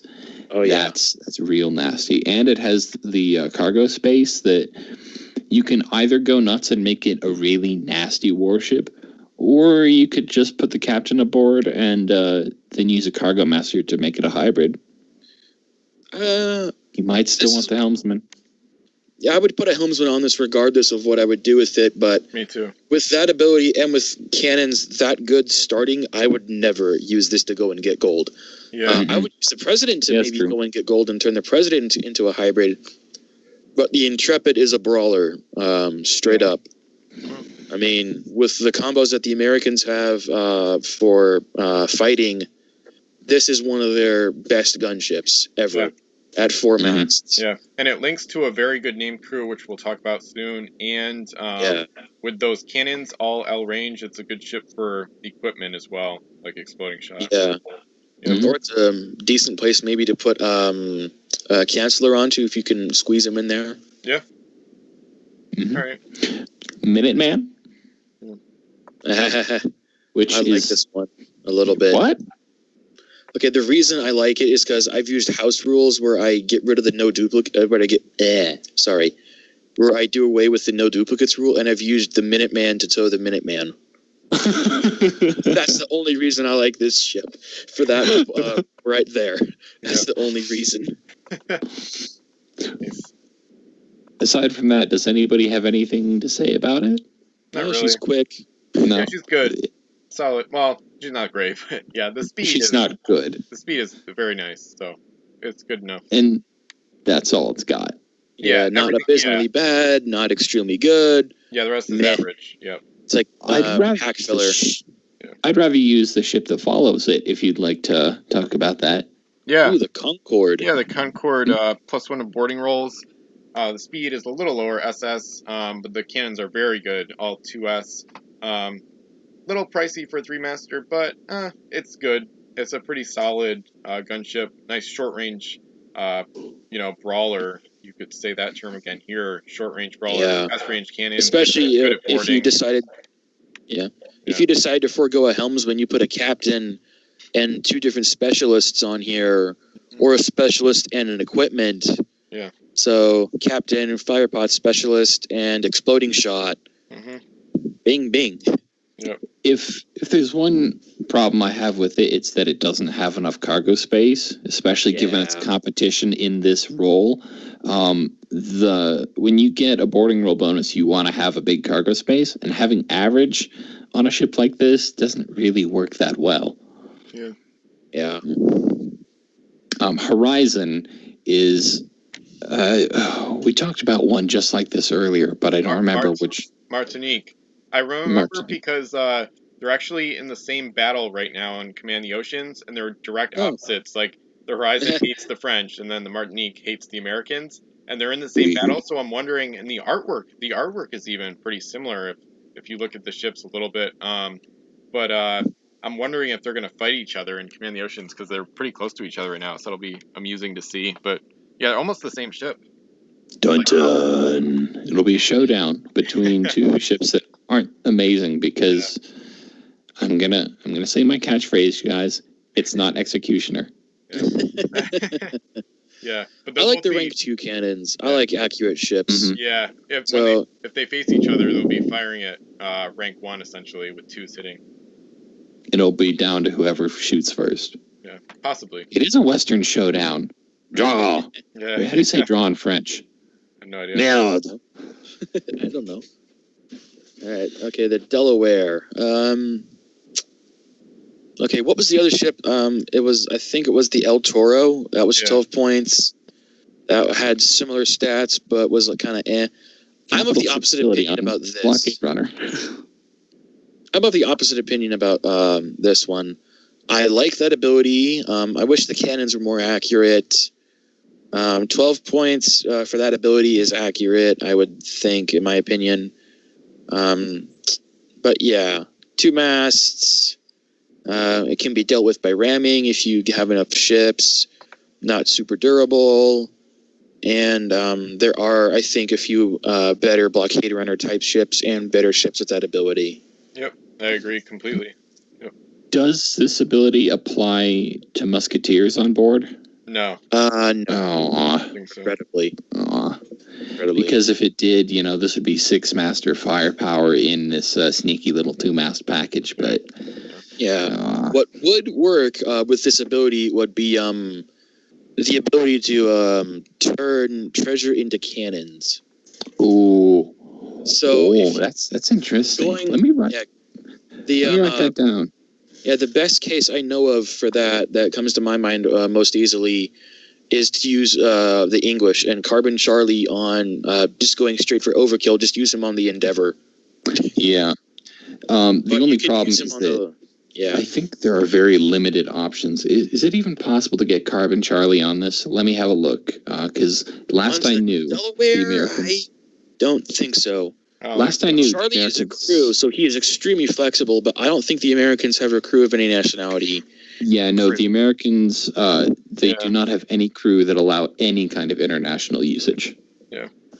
So we were wrong about that musketeer. It says in the pirate code, eliminates 2 masts with 1 hit. This ability applies to all additional cannons provided to the ship by abilities. Unless So wait, Delaware then. Ideal setup. Captain, helmsman, musketeer. Yeah. And if you have a if you have a cargo master in play, you could also throw on a cannoneer. Yeah. Maybe roll paid a few points. Yeah, it's not very practical, but if you wanted to do like a slow dreadnought, you could do Marine Musketeer Captain and have 7 hits. I'd honestly rather go for a cannoneer on that, though, just due to the... Or you could, instead of requiring a cargo master, just use the 0 LR free roller. Yeah. Oh, yeah. I think the Americans have 1 or 2 of those guys, at least 1. I don't know where he is, though. Wayne Nolan. Duh. Oh, he's coming up. Yeah. Duh. Next one. I forgot about it for a second. Niagara is the next one, similar to El Toro that we talked about earlier, the Spanish ship. Oh, this is a little dreadnought. 2-master blockade runner. Cannons can't be eliminated if derelict cannot shoot. The 3Ls leave something to be desired, though. It's just kind of like the Toro, though. It's too expensive to justify using for the most part. Yeah, this is cheaper than the Toro. Yeah, only 1 point, though. Fair enough. I think it's because the cannons are 3s as opposed to 2s. Yeah, cannons are worse. Yep. Yeah. All right. Stephen Decatur, I'm going to push through him. He's linked to Intrepid. Crew cannot be eliminated if she sinks. Roll 6 for an extra action. It's sort of like OE Montana Maze or he was John the Paul first. Jones. He established that line of American crew that have more or less this exact same combination. Yeah, like 3 of Americans have they've got 3. It's John Paul Jones, it's this, and then it's O.E. Montana Mays. Mm-hmm. Yeah. Hey, I'm of mixed feelings about him. What? I'd rather use O.E. Montana Mays because he links to all American ships instead of just one. Okay, yeah. I like Take a Tour because he's a classic. He was in my collection since like 2011, I think. So, and I like the ship he links too. Yeah, I'm of mixed opinions about him because, it seems almost every time I use him, even with a reroll, I never get him. Huh? Yeah. And then most recently, that first part of his ability. This happened in the most recent campaign I played over the summer, where I wound up capturing him with Nemo on a ship that had the sack ability. And because I captured him, I could not sack my own crew. So, yeah, he's good. Don't get me wrong, but sometimes I just don't like him. Yeah. It's like if he was a person, I would hate his guts. Yeah. Or if he was still alive and wasn't a celebrated war hero, I would hate his guts. Yeah, it's like the opposite of me with the Granada. Like your usage has led to you liking them less than they are valuable. Yeah. Yep. William Eaton is another one of those 7-point Marines with an anti-Barbary bonus. Anything new to say? Nah. The crew thing is interesting, so you could have him shoot at Uluge if he was on the island with him. But that's going back to silly territory. Yeah. He's played roles in my campaign games. He was on the Arch in Economy Edition. Now he's been training, thematically, he's been training the infantry in Command the Oceans on the American home island. But yeah, moving on. Yeah. Wayne Nolan, another ZRLR reroller. This one for the Americans. One of the few sources of a reroller for Americans, I think. Yeah. Yeah, for crew. Yeah, definitely. Yeah. His artwork is kind of funny. I like to think he is like a sniveling person. Or is like one of those people who doesn't like to get his hands dirty. He just looks so unhappy in his artwork. Yeah, like Sissy or De Sissy or whatever his name is. Yeah. Also, it looks like he has a very large forehead. Yeah. He does. Although I think that's because in the artwork, I think he's supposed to be drawn with like a receding hairline, maybe. Mm-hmm. Yeah. I think that's the idea. Yeah. He's like a big chin, too. Oh, actually, no. It says his flavor text says he's young. Huh. Weird. So, he just looks very unhappy. Yeah. Start to lose relatively. So my brother's hair that high. All right, fair enough. Mm-hmm. Commodore Edward Preble, I think, is possibly the best fleet admiral because he links to all American ships. Yeah, that is true. I will give him that. I think, and also when I first saw him, I thought his last name was Pebble, so I could not take him seriously until I looked and oh wait, it's an R. It's not Pebble. Preble. Yeah. I think cargo from Crimson Coast links to all English ships, but I'm not sure. But either way, though, his ZRLR reroller version in this set is actually more useful for the most part, because the English also got Beckett in Caribbean for another Admiral crew. But anyway. Brent Rice is a World Hater for 4 points. Just a great ability. This has always been one of my favorites, because die rolls aren't very good, so I usually need something like this to be effective. Just really great addition to any gunship. Best used on bigger ships, so you can get the bonus on more cannon rolls, pretty much. If you want to go overkill, put him on the Intrepid. Yeah. He will hit all the time, unless you guys truly hate you. But then you're just wasting 2 cannons, you know what I mean? Like, it doesn't really affect you. So. It only buffs half of them. Overkill. Yeah, very overkill. Yeah. Right on the Constitution. Right. Constitution, maybe. Oh, yeah. Or Constitution's the ideal use. Yeah. Spices. Treasures. Yeah. Spices is pretty cool. Yeah. But it's good. It's I would save it into gold bonus. Yeah, I would this is the kind of thing that I would use if I put a really high value coin into play. Yeah. You do run the risk of an opponent finding it, but if you find your 7 or 8 or whatever you put in, and you're able to find spices as well, you're set. Yep. Yeah, especially if you have it on a ship that also has a gold bonus on it. Oh. Like I think this came up in one of the Vassal tournament games we played. Yep. Where this UT unloaded a coin that got the +2 And then I think the coin was a reasonably high value as well. After, is the +2 applied before or after the unique treasure? You don't get the double. I don't know. I think the end result is you wind up with, let's say you had a 3 coin. Let's say you I think the end result is you wind up with 8 gold on your home island. Yeah. Because it gets doubled from, yeah. They stack up since their abilities are a little different. So they would, I think, stack. I'm not sure which happens first. Yeah, well, it's like they stack, but you can't get 10 gold out of it. Like you can't add 2 and then double it. So yeah. Well, you could get 10 gold if you had a 5 coin that you unloaded, or a high value. Yeah, I meant 3. That's what I was saying. Yeah. All right. Maps of Alexandria is next. Have you guys ever played with this one? High value coin? Yes. Yeah. Yes. This always turns the game on its head. Yeah. I really like this one. I've used the Pirate Globe, the same version of this that's from Pirates of the Caribbean, but this one always makes games go nuts. Yeah. Yeah, you talked about putting in a high value coin. That's how you find it. Yeah. This right here is how you find it. Yeah. The one thing I don't like about these ones is for me, it's once in a while, it's like a fun ruiner. Because, you don't get to reveal the treasure yourself, or it's like everybody sees everything, and it's like there's no mystery around it and stuff like that.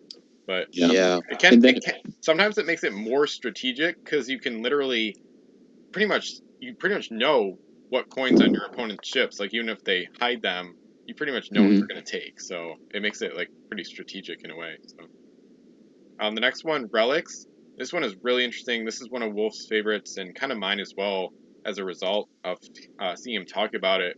It's pretty interesting. It says, if one of the ship's master crew would be eliminated by a ship, you may give relics to the attacker instead, ending that ship's turn. So the big one here is, if you got a 5-master coming up on your Banshee's Cry, they shoot at you, the first shot, you give this to them, it ends their turn, they can't shoot any more of their cannons. So it's it's a big deal. But what's nice is that it does, instead of going out of the game, it goes to them. So then if you try to shoot at them, it's a very balanced UT because it goes both ways. So it's like people get a chance. Yeah, it's like a not evil version of Albatross. Yeah. Yeah, or like a preview of Parlay.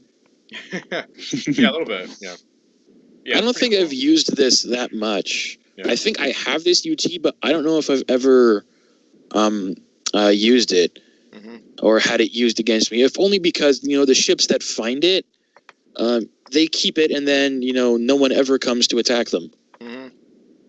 So. Oh, well. These guys. Oh, God. Yeah. Wolves. Wolves. My friends. Not.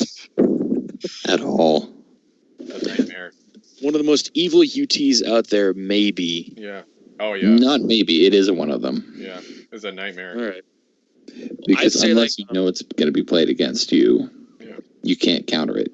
Yeah, that's the thing.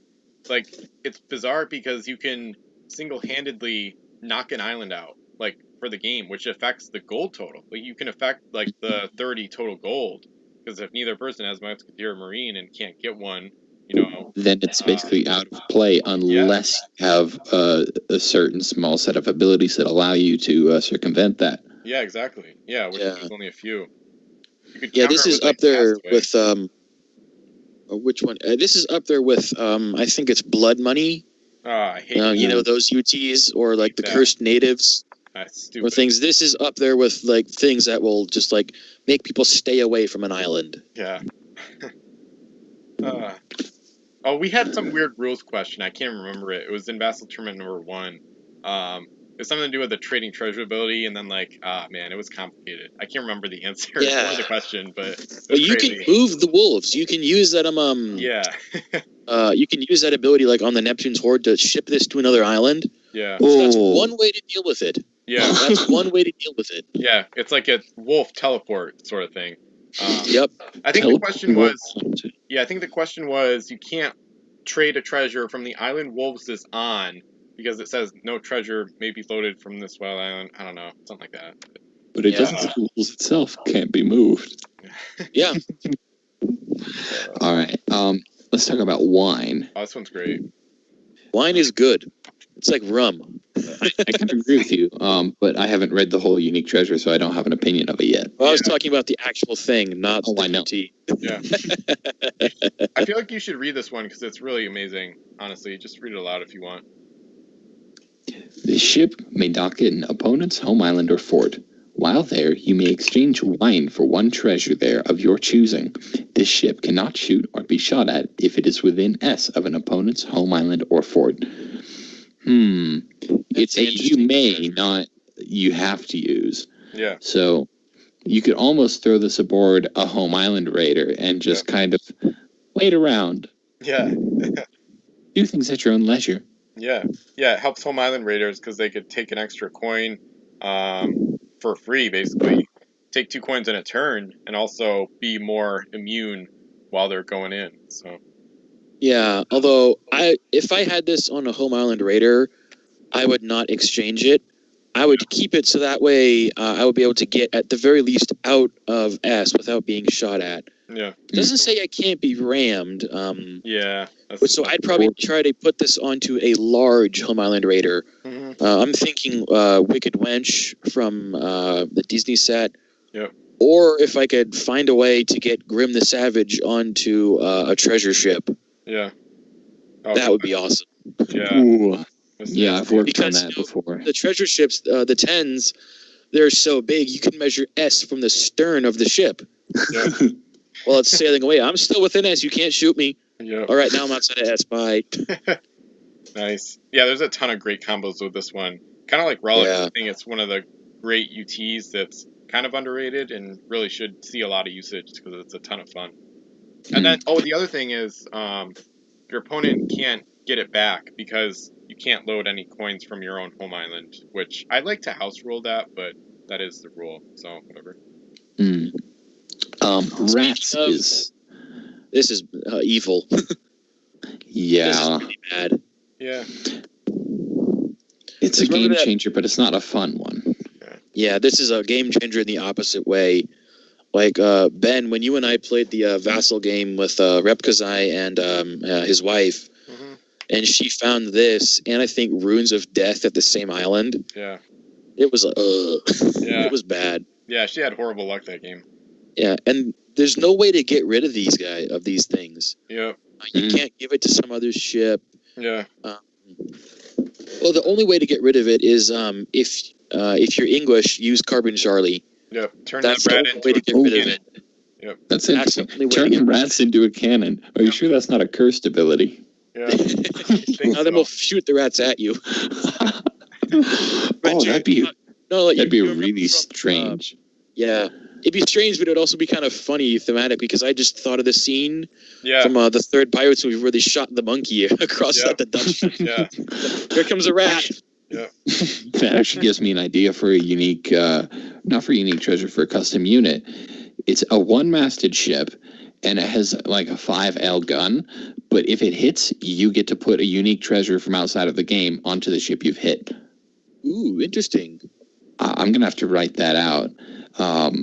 Maybe I'd have to make it 2 masts, so it's, or something like, just some more resistant to ramming. Yeah, I know Ben had a similar ability on one of his ships, but it relied on the dice. Yeah. You had to roll a 6, and then you could play as a UT on any ship in play that wasn't the ship that did the dice. It was a little weird. It was very overpowered, to be honest. So. Yeah. I think I might have even edited it, or if not, I should definitely. So. Yeah. So that's a fun idea there, God Mason. But yeah, I think that should stay on a one-masted ship so it doesn't get abused. Yeah. The banner of the Knights of Malta. Malta banner. Mm-hmm. Floated by a Barbary Corsair ship, Knights of Malta banner is worth 5 gold. If floated by another nation ship, it's worth 1 gold for every mast that ship eliminates while Knights of Malta banner is aboard. This is a weird one. Well, it's a little interesting, I would say, as opposed to weird. I think it's not good because odds are it's going to be found by a gold ship and not a warship. Yeah. Or you'd want it to be found by a hybrid, ideally. Yeah. Yeah, and even more so, someone might throw this into the treasure pool knowing that no one's playing the Corsairs. Yeah. And just, Yeah. Yeah, it's best to use with like a pure Corsair fleet, whereas Barbary Banner is good to use just in general because it's like a free 5. Oh, yeah. So. Yeah. Barbary Banner is like the opposite of this. Yeah, Barbary Banner. It's the opposite of that. Yeah, it's one of the most common UTs in gold fleets ever. Yeah, and in competitive play too. Yep, exactly. Oh yeah. Because it basically allows you to it's 5 to modify.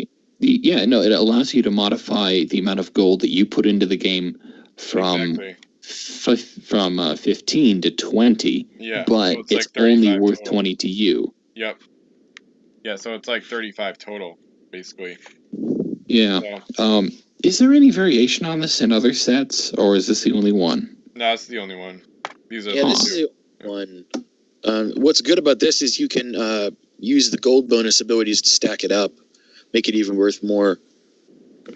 Yeah, that's true too. Yeah. All right. Wet gunpowder. I don't like this one. This is weird. Can you only do the repair action at your home island, or is this? Well, I don't know if you could use a shipwright to get rid of it. If you had a shipwright on the same ship, then maybe. But otherwise, a repair action, generally that's either your home island or a friendly fort. This is really strange and not very good either. Yeah, it's not. I mean, most gold ships which are going to find this don't have good cannons, so they're not going to shoot in the first place, really. Mm-hmm. Yeah. Especially if they're like, get to the island first and get away quick. Yeah. Yeah, it's basically it's like a negative UT that's not really going to change the all game that negative. Much. Yeah, exactly. Yeah. And actually, I forgot. I do have more to say about the banners, but I'll do it on a different podcast episode because there's some crazy situations that have come up with those. But anyway. Poseidon's Breath. Yeah, I like this one. This is the last UT. You load it face down, give the ship a move action, reveal the UT, and then it says, this ship may move her base move as many times as she has mass. No other special abilities may affect your movement, however. And then when the movement action ends, eliminate one of the ship's mass, and then remove the UT from the game. So basically, I like this one. Yeah, I've seen this combined with Grand Wind, quite interestingly. Oh, yes. That's where I'd love to use this. Or I'd love to try and use this. And then, to top it off, I'd try to get Nemo's plans on the same ship. Yes. I think that's when it was used, in conjunction with Nemo's plans. Nice. Or heck, if you just... Heck, can you imagine if you put this on a 10? Yeah, exactly. Well, specifically, put it on the Guishon. Yeah. No, just put it on the Guishon and watch it move 10S. It's the sleigh, except from hell. Or the Zanfu from Savage Shore, Return to Savage Shores has S plus S movement. It's the fastest 10 masters. That could be 20. So S plus S so times 10. Yeah. That's 20S. Yeah. And because it only takes one... Well, I mean, 20S the first turn, and it's only 18S the next turn. Mm-hmm. Only 18S. Yeah. Well, that's assuming you don't, have extra actions and don't repair your ship. Yeah. If you use this on a 10, then odds are high that you probably have a shipwright on there as well. Or, you just don't care. You're willing to spend a few. And once you get down to 7 or 6 mass remaining, then it's like, the appeal is lost because then you could be susceptible to being rammed or something. Yeah, this one... I like this one. Yeah, me too. I think the most recent time I used it was maybe even in CG1. I think I had HMS Swallow, which is a 5-master with SL movement. So then I think I moved from near the English home island. I was trying to get to that battle at the Cursed home island. I think that was last time I used it, and I just flew out there super quick, obviously. So, jeepers. We like ours. Yeah. Conversely, if you had a ship that had 3S movement, or heck, if you put this on the Banshee's Cry, maybe. Nah, that would be weird. Well, then you'd be derelict. Yeah. Well, derelict, but if the Cry was within okay, actually, no, that's not a good idea because it only has one mast. So Okay. So this is better on large ships. Yeah, large and quick. Yeah, so the Swallow. If it would be super bad if it said special abilities can still be applied, because then you could do like because put it on the San Cristobal. Yeah. or even not a high pang, because it's only got 3 masts. Yeah. 2 masts. But putting this on the high pang is still pretty deadly. Yeah. That special abilities thing that helps make it keep it from being overpowered or broken. So let's skip on down to the bottom of the unique. The generic crew. Super rare. And where it's super rare. Black Lotus is a pretty solid ship, if a bit slow. Yeah. First Jade Rebellion ship released, essentially. Yay. And that's all we had to say. Right. It's all right. Yeah. It's all right. I think it's quite good. Yeah. I love it. Oh, yeah. It is pretty good because it's got a lot of cargo and it's well armed. Yeah. Good firepower, all L-range guns, space for equipment. It's like the cheap man's version of the Virtuous Wind. Yeah, kind of. Yeah. Pretty much. Yeah. I think I actually compared that in my list of top 10 junks. Yeah.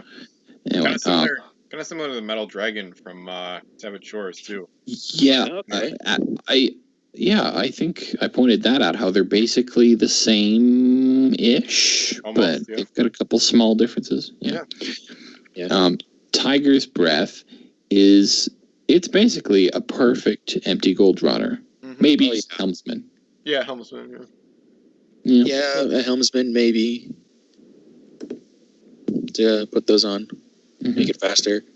All right, we've got next up for the super rare set, we have Zheng Li Quan. He's got that treasure trading ability. Yeah. I think his South Genesese version is much better. Yep. Yeah. Because it has this plus sack. Yep. So the sack makes him completely worth it. Yeah. And you've got you had 2 captains in the super rare? Yeah, it was weird. Wait. Is that right? Yeah, because the one in the captain crew for 2 for card, and then the other one was like the captain with treasure coins. So. That's weird. Why are there 2 super rare captains? I don't know. Weird. I'm gonna have to go look at these guys again, because I actually recently got these. Nice. And these are like the one ships I will never punch out. I am never punching these out. Really? I already punched mine out. Yeah. I would punch any of them. I've built every last ship that I have, and yes, I have almost an entire set of punched Mysterious Islands promo ships, which I'm sure will make somebody listening cringe. Yeah, nice. Yeah, the collectors on mini trading are like collectively trying not to kill you right now. Yeah. I wake up tomorrow and I've been banned by popular vote. Yeah, no. I think there are more players than collectors. And I would try to reinstate you, because you should use your ships. Yeah, you're the mod. Well, thank you. All right, promos. These are interesting. Because they actually have the 4 Musketeers in here, which is pretty cool. Yay. And they're all linked, but they're basically impossible to use together because of how expensive they get. Versus Aramis, which is a re-roller for 3 points. We can agree that that's a pretty good ability, right? Oh, yeah, and the fact that he's French, even though I personally don't particularly like the French as a whole, as a faction. Here we go. A little biased. Oh my god. But that is a real good ability to just have. And the French are, I think, the 4th most numerous or 3rd most numerous faction. 4th. Well, I said maybe 3rd because Disney Pirates was only Pirates in English. It would be 4th because the Spanish predated them. Yeah. Fair enough. Spanish.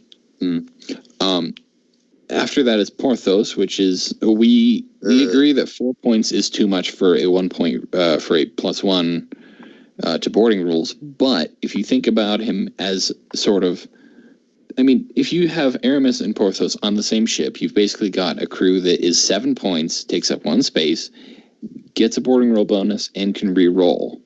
So maybe a bit expensive, but also a pretty good combination to have for boarding. It'd be even better if he was like, if he was just a 1 point less.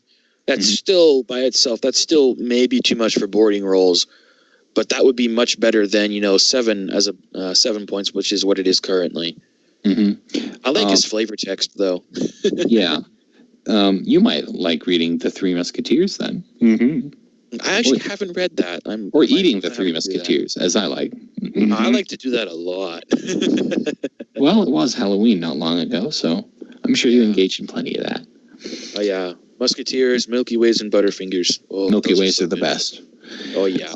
Oh, the Simply Caramel ones. Ooh, I love those. Oh, those are good too. Athos is a Marine 6-pointer. Combine him with Aramis, maybe. A 9-point reroll. I'd rather combine him.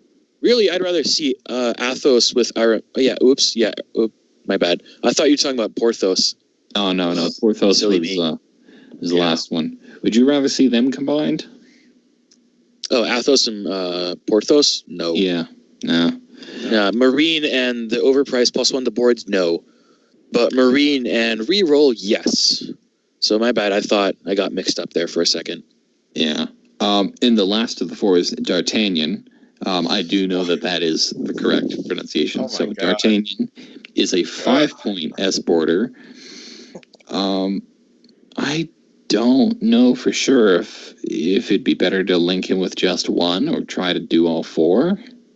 I wouldn't try to link him with any of them. I'd just put him on a ship that has some kind of boarding focus. Yeah. Especially if I didn't have any of those S-boarding captains available. Yeah. You can do something really crazy. I think you can fit all these crew on the Saber, which is a switchblade that's like 26 points. Jeepers. But jeepers. It's such overkill and such a waste of points for the most part that it's just silly. Well, actually, no, you could do it. Just leave out Porthos because the Saber has +1 to boards built in. Yeah, exactly. So D'Artagnan, Athos, and Aramis. Yeah. You could put it on that one crazy expensive French Four-Master. Hercules. Yeah. They're cool. And it still is probably not quite a good idea then. No. Yeah. I will still do it one of these days in a hypothetical fleet that I should actually hunt down all the Musketeers here, make sure I've got a copy of that ship, and then use that in one of my games. See how my play group reacts. Yeah, see how I've got the Hercule, but I don't have any of these guys. The only cardboard ones I have, I think, are the American ones out of these promos here. However, I want to get this next one. I want this version of Captain Blackheart. Yeah. He doesn't seem amazing to me, but still. No. He's a pirate that gives you +1 to cannon rolls against pirates. That's reminds me of Salazar almost. I mean, a little bit. Yeah. Still, I want to use him because, my brothers and I, we have a lot of the pirate ships. We all like to play pirate. So, I want to do that. Yeah. Yeah. Jenny Gallows The Follows, strangely, it says is linked to Jenny's Red Rampage, which I think it's linked to the Spanish main version because I don't see Jenny's Red Rampage in here. Yeah. Yeah, any version of anything that's got a link will link back to that version. So in this case, even though Jenny's Red Rampage only showed up once, any other different version of Jenny Gallows, as long as the name is spelled the same, will link back to Jenny's Red Rampage. That's really strange. That's why the Jack Hawkins links are so weird and interesting. Yeah, and Bianco's haulers in Master Bianco. Yeah, you can cross-link them to each other version. Yeah, those are good links. But as far as this crew in particular goes, I mean, it's the same version, but arguably with an even less useful faction-specific ability. Mm-hmm. Well, I don't know. The English are a popular faction. They are. Quite a bit. I wouldn't pay 6 points for this, though. I don't know. I think the faction I wouldn't. Should have been 2. I think maybe it's 4 5. at most. 5 would be more appropriate for this crew, maybe. Yeah. Nah. I think the biggest problem with this one is that her 3-point original version plus 2 gold ability is so much better than this way crew better. that to use this, you'd have to be much more better. You'd have to be crazy to use this over that. You know what I mean? So it's pretty much made irrelevant by how contrasted they are. Yeah. What's interesting is that her Blackheart and our next follow-up are the only pirates to show up in Barbary Coast. Yeah. That's true. Yeah. They're the only ones. Yeah. There's no other pirate ship. There's no other crew. It's just these three guys. Yep. And and that one is David Bones Wiley, which is just a plain re-roller. I like this version of him. The other version struck me as kind of bad. Yeah, it's not that good. Yeah. All right. Whereas with the next one, this is the much worse version of Commander Temple. Yep. Yeah. Broadside's attack. Well, it's also an overpriced implementation of Broadside's attack, because with this keyword, you do need the captain ability. And in Crimson Coast, I don't remember his name. Percival Blake gets captain and Broadside's attack for 7. Yep. Whereas if you use this, you're going to be spending 8 and taking up more space. This is not a good crew. Yep. Yeah. His Spanish main variant, which allows you to capture any derelict you explore, so much more fun. Yeah. Especially when you put that. I like to use him on the Maui's fishhook, the hoist. Yeah. Oh, that's so fun to do. Yeah. All right, the next one. My brothers don't want me to be English in any other campaign game. Yep. Hate that. Yeah. The next one is actually worth mentioning. Diana Dune. This Pretty version important. of her is a 0LR reroller. The other English one is Cargo Owen, CRGO. But his first version, Crimson Coast, is an Admiral crew. So if you use Dune with him, you can not only avoid the repetition of the 0LRs, you can optimize your usage of both, especially if you link them with Dune's ability. So it's a perfect reroll, perfect combo. Yeah. Almirante de Venti del Nero is a world hater with, I don't see any link on this, and at 4 points, it's okay, but it's nothing special for world haters. He's important to the Spanish because he's their only world-hating pure crew ever, I think. Yeah, there are other crew that have that ability tacked on, but it's in addition to something else. But if it's in addition to a captain, it's always a good value. Yeah. Because you basically... This one's better than his original, too, because that just gave +1 against the pirates, I think. So it's an upgrade, so that's nice. Yeah. The other one's not, though. De Silva, the next one, BA versus... It's Temple all over again. Yeah. I would argue he does have at least some more utility because he's linked to all Spanish ships. Yeah, you can throw him on, and he doesn't take up cargo space, but... You know, if you're looking to for a garbage fleet challenge, put him on a 5-point ship without a captain. That's just really cool. Wait, no, I have an even better idea. Where is he? Put Temple aboard Patagonia using Robinson. Oh, jeez. I'm a bad man. Bloody Jake. This is a worse version of Bloody Jake. Awful. Yeah. Terrible. Yeah. 4 points. Yeah, because Bloody Jake was originally 2 and had the very same ability. Yeah.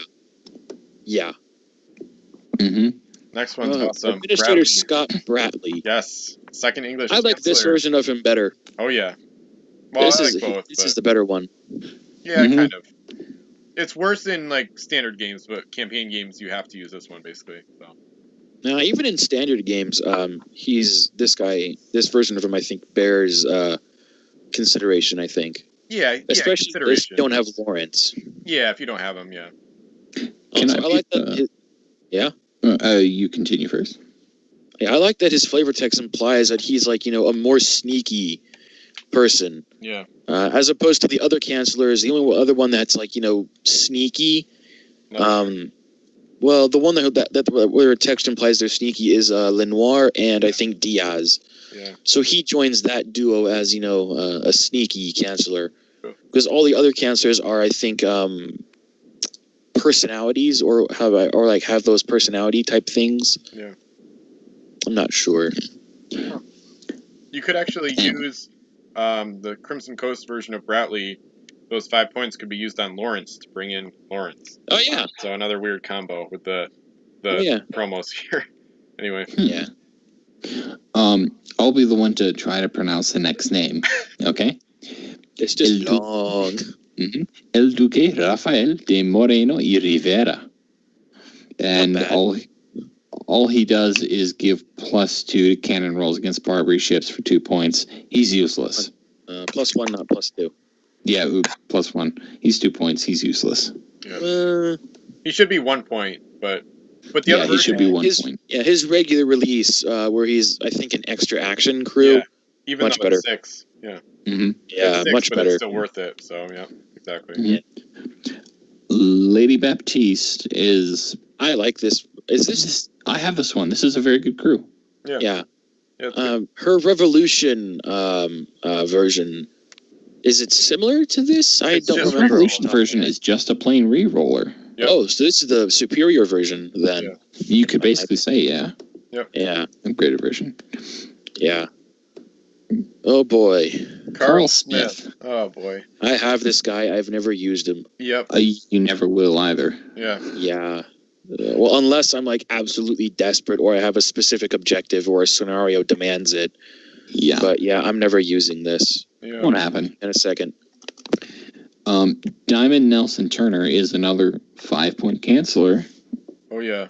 Oh, he's super important. To say about that. He's super important to the Americans because he's their only crew canceller. They got a bunch of ship ones, but yeah, he's perfect for the Constitution or the Enterprise, Thomas Jefferson, Concordia, definitely really amazing crew, or maybe even a sub like the Mercury. So oh yeah, put him on either American sub.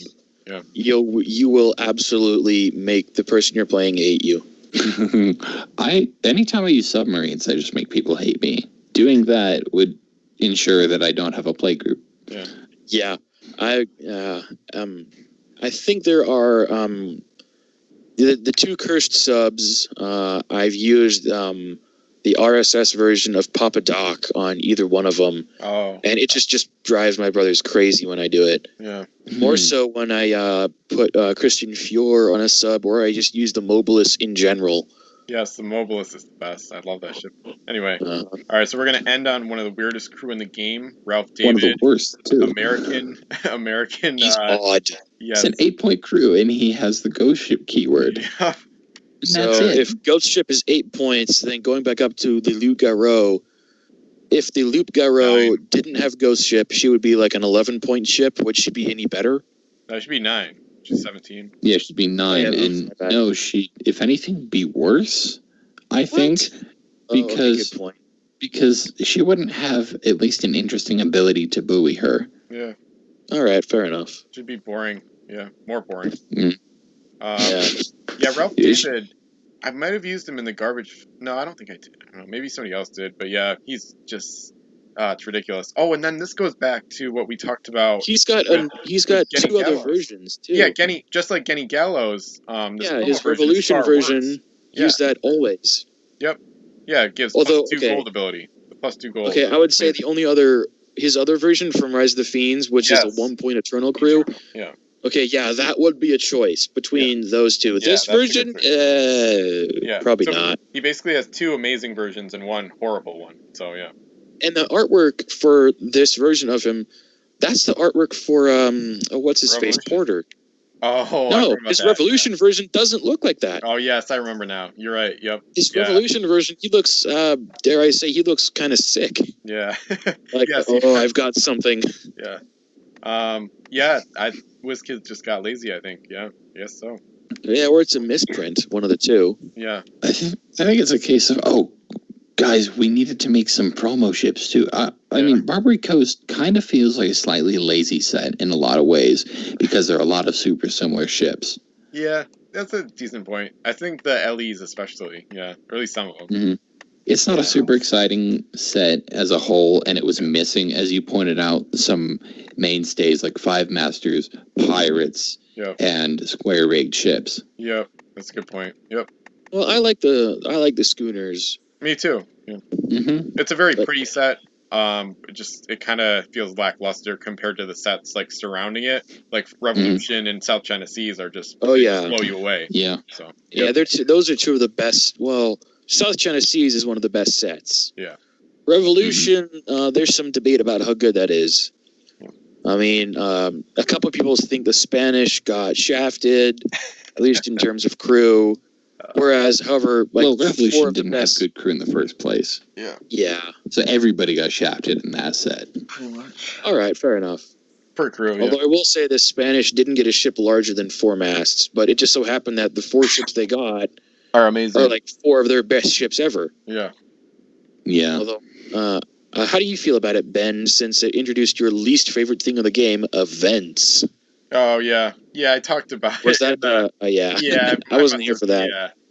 Yeah, I think we even glossed over them for the most part, or said they, the truth is just they're way too cheap for what they do, so it's unfortunate. And I except for maybe Buried Treasure.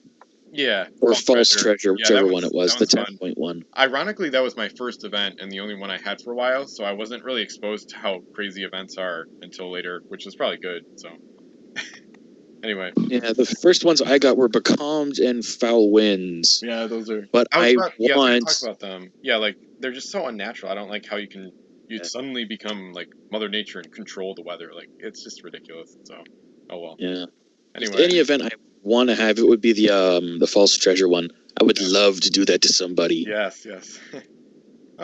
Any other comments on the set overall before we end this? I do remember when Barbary Coast came out, I was mildly excited. And then I bought a pack or two and I went back to buying Revolution. Oh, interesting. Yeah. Cool. Yeah. I remember I was super excited. I don't know if I talked about this on the first podcast. I think I did. I remember it was one of the only times I don't know if I knew the set was coming out for some reason or something, but I went to Target.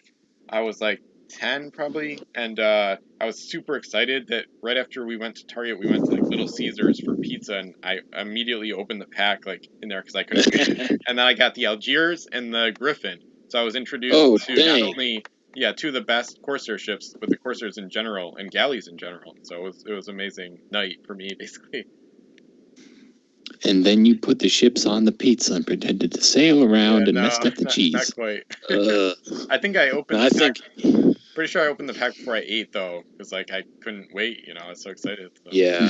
I would be too. I still love the smell of styrene. Yes, exactly. Yes, the smell of a freshly opened pack. We're gonna have so nostalgic. I think we should talk about that on another episode.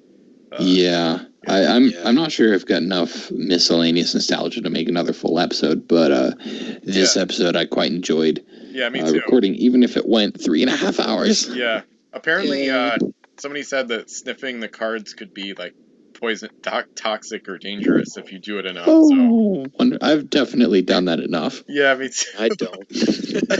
I don't smell the cards. Yeah, but that's probably because I don't smell things in general. My sense of smell is lacking. Oh, okay. It's kind of odd. You should join the trend here. Join the crazy. Yeah. Start snorting. The smell has to either be really, really potent. Yeah. It has to be really potent for me to smell it. Yeah. Or it has to be something I've never smelled before. It's interesting. Do it. Smell it right after you open the pack then, because that's when it's strongest. So. All the cool kids are doing it. Pack in a long time. Okay. I think the last pack I opened was when I got a 36, a bunch of 36 from for Fire and Steel. Mm-hmm. And that was the last time I've opened a pack. Nice. Huh. And that was 2 years ago almost. Yeah. Yeah, I've mostly just done them for the YouTube videos recently, but anyway. All right. Mm-hmm. So this was episode number 10 of the Pirate CSG podcast. We hope you enjoyed it. And then next episode, we'll talk about some different topics and then eventually South China Seas. So thanks for listening. We're happy to have Xerecs on as our first podcast guest. And if you'd like to join as a guest, just let us know. So this is us signing off, and thanks for listening. Good night. Yay. Good night.